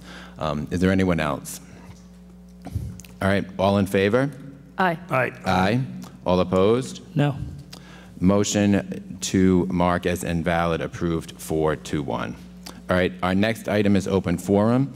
So I ask everyone to adhere to the time limits. This is a time where people can comment on issues of concern in the town. So the 30-minute time limit forward? begins at 9:30? Yes.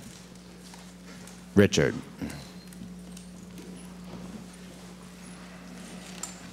I'll go back to an analogy I've used a couple of times. The Narragansett Library top has been spinning out of control since 2014. Richard, I'm going to stop you and let people come out and then so that we can hear you. All right, so just give it 10 seconds. Right.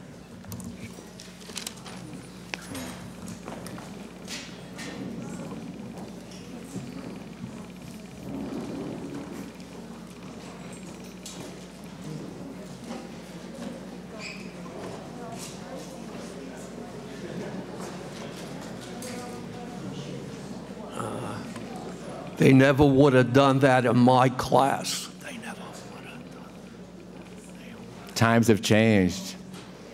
I have. In some ways, sadly.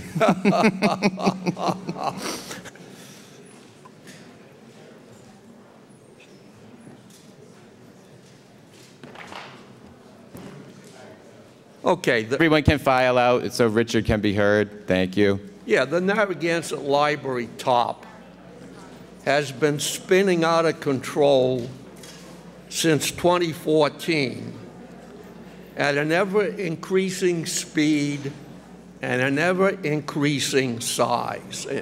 If that weren't true, we wouldn't have had this debacle tonight. Part of this spin has been caused by OLIS, a notion that costs will be figured out at the very end of the process. This may make a little bit of sense for a newly constructed library, but it is totally fatal in a complete renovation, a reconstruction of a library, especially when there is no connection between the three separate buildings, except one little windy staircase. It may look like one structure, it ain't one structure. And again, we voted on the IGA grocery store for this. Not one of the most fervent supporters of the library, who have all left, would not consider costs of being first importance if that person had bought those 3 structures to construct a mansion. Good God, cost would have been the first criteria considered. And as one moved on to an architecture, cost is vital. Cost does not come into play at the very end of a construction project. It has to be in at the beginning. Nobody would have converted those 3 useless structures into a mansion without considering costs from the first second, not the last second. We have waited until the end of the process to determine a cost estimate. Who would do this? Answer: no rational person. Thank you. Mrs. Nadeau.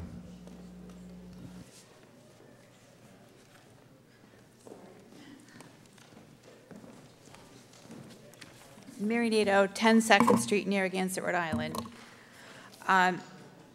We would have a better idea of we had a cost estimate that was done by a cost estimate professional for the new library, but it would have been more evident to us what the cost would be if we had released the RFP and done all the engineering studies. So if that had happened, we wouldn't be arguing about what we think the cost is. We'd actually know that by now, based on the current construction cost. I just wanted to mention that based on what you said. The other things that I wanted to mention was there was an article in the Narragansett Times this past week where they talked about the history of the bond referendums in Narragansett.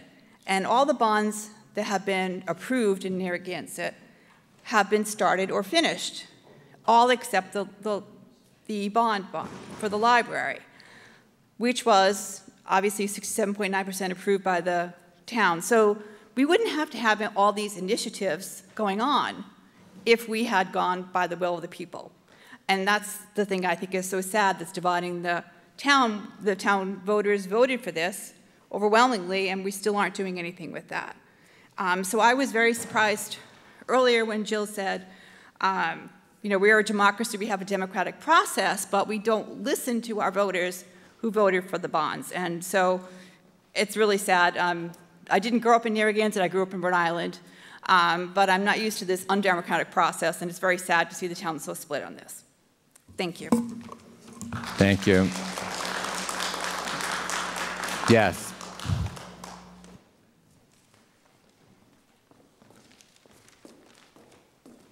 Veronica Sabatino, 2 Linden Road. I would like to start by thanking the Town Council for this opportunity to speak tonight. It is really unfortunate that the open forum has been moved to the end of the meeting. This recent decision makes it difficult for teenagers in our town to be heard by our government on a school night. A few years back, I remember coming with my softball team when there was a discussion about school funding. It was my first exposure to civics, and I think we all felt great to be involved. The open forum needs to be moved back to the beginning of the Narragansett Town Council meetings for many reasons, including giving an opportunity for people my age to speak. I'd like to take this opportunity to discuss the importance of our town library and the need for a bigger and better facility. I recently competed in the Peer Middle School's National History Day competition and was fortunate enough to have won first place for the individual exhibit category.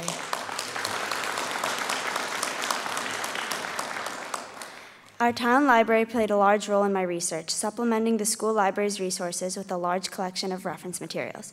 Even though I am an 8th grader, many of the resources I used for my project were in the young adults section, which is part of the children's room. I can attest that the space is undersized for the need, and often kids all the way up to high school have to wait for resources to arrive from other libraries in the state network. With the pressures and deadlines for school projects, sometimes this wait can create additional stress for students at a time when school is stressful enough. Additionally, I have heard that some people have argued that we could rely more on our school libraries than the town library. I believe this is a greatly misguided idea. While I support our school librarians, their space is also too small. Having numerous grades worth of resources, having numerous grades worth of educational content, as well as casual reading materials, the resources are limited. Beyond that, schoolwork often leads me to the town library in the evenings and on weekends, showing that the school library frequently is not open and available when I need it. This Saturday, I'll compete at Rhode Island College in the state finals for National History Day. It is my hope that my hard work and efforts, including the reference materials I have used from our town library, will give me a chance to succeed at the state level. It is also my sincere hope that we stop delaying the important topic of library improvements and getting the new library open in the Belmont space as soon as possible. As a resident of this town, I am counting on the town council to deliver on this need and to help me and all other students have a chance to excel in academics, as well as your fiduciary responsibility to foster the future for the next generation of Narragansett students. Thank you. Thank you.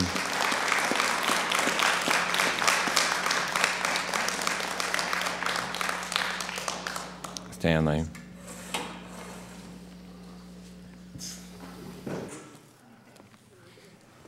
Stan Wojciechowski, Narragansett. It's so great to hear a young person tell us the importance of a library. I certainly feel they are very important. In fact, I was driving by Sunday, and it's one of the few days I don't really have to work too hard, and I noticed the library wasn't open. I think that's one of the better days to help support the youngsters and anyone else that wants to go. The library should be open on Sunday. Oh, what's the hours? I guess I missed it. Is it open all day? I apologize for that. I went by there, it wasn't open, and I just thought it wasn't open. It is open on Sundays. It is open on Sundays. And how many hours? What's the time on that? What's the time? I don't know off the top of my head. You made stone soup, though, didn't you? Yeah. Didn't miss that one. Yeah. Actually, I did for the first time. I did it last year. I really wanted to talk about cost since the professor brought that up, and I want to keep our attention to cost. I'm happy that at least the cost is being heard a little more than it used to. And as we're getting into the budget season, I just want to let you know again that my Social Security income went up somewhere about 2.7%. So I think that's a guideline that I'm hoping that you're going to look at. Something less than 3% increase in our budget as you get into the budget season, 2.7%. I don't know what the road bond is going to cost us and how that's going to figure into it. But as we look at it, the target should be closer to that 2.7, not some large 4% or whatever it might be. And I hope you just be careful on that. Thank you. Thank you, Stanley. Yes, Mr. Smith.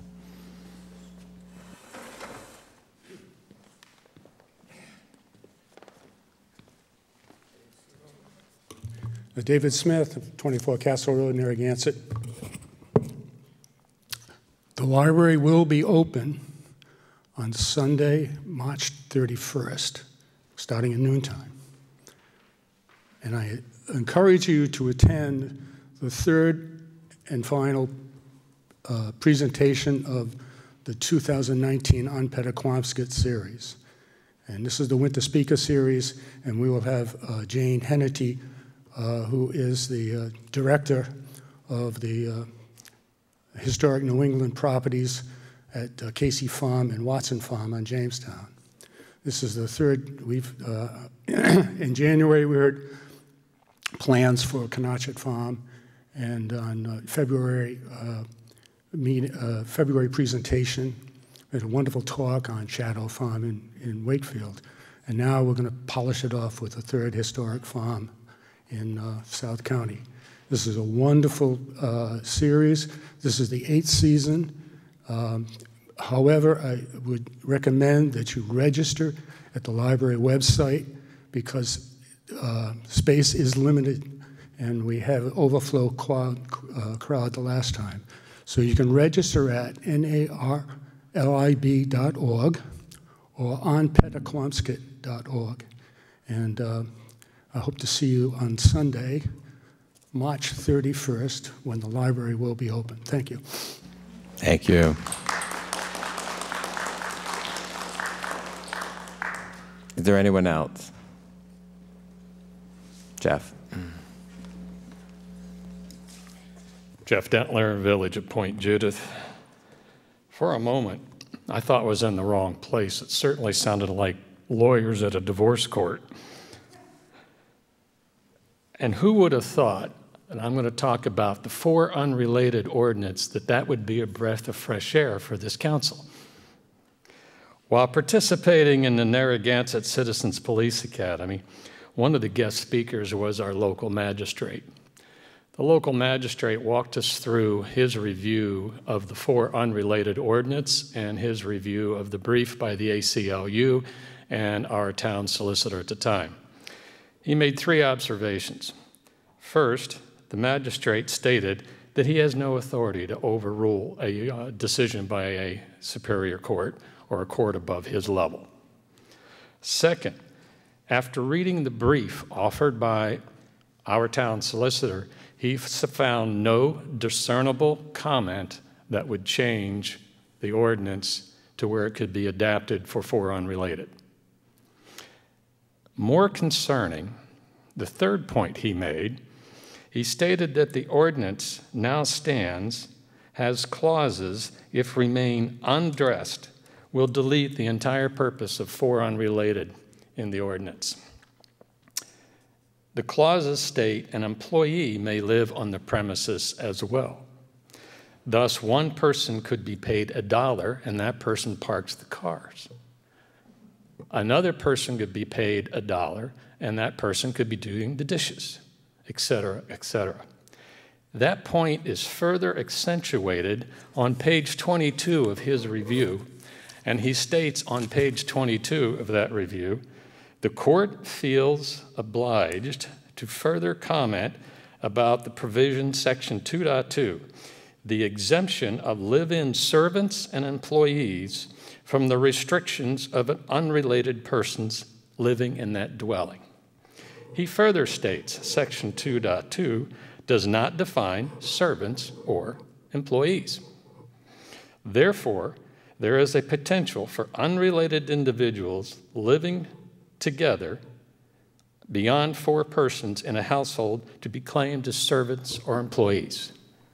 I urge this council, and this is the 3rd council in 5 years that have been dealing with 4 unrelated, to review this ordinance while we are in a sit and wait and do nothing mode until Providence does something. We have something that's lingering before us. We have a chance to change it and get rid of the servant and employee aspects of the current ordinance as it states. Thank you. Thank you. And is there anyone else? All right, next item is a motion to retire to executive session of the Town Council in accordance with Rhode Island General Laws, Section 42-46-4 and Section 42-46-5, subsection A. So moved.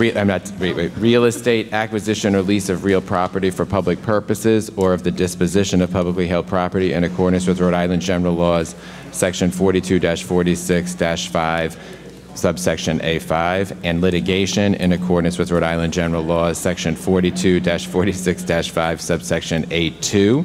First, a motion. Is there a motion? So moved. Second? Is there a second? Second. All right. Roll call vote. Mr. Pugh? What is it again? Here? I know.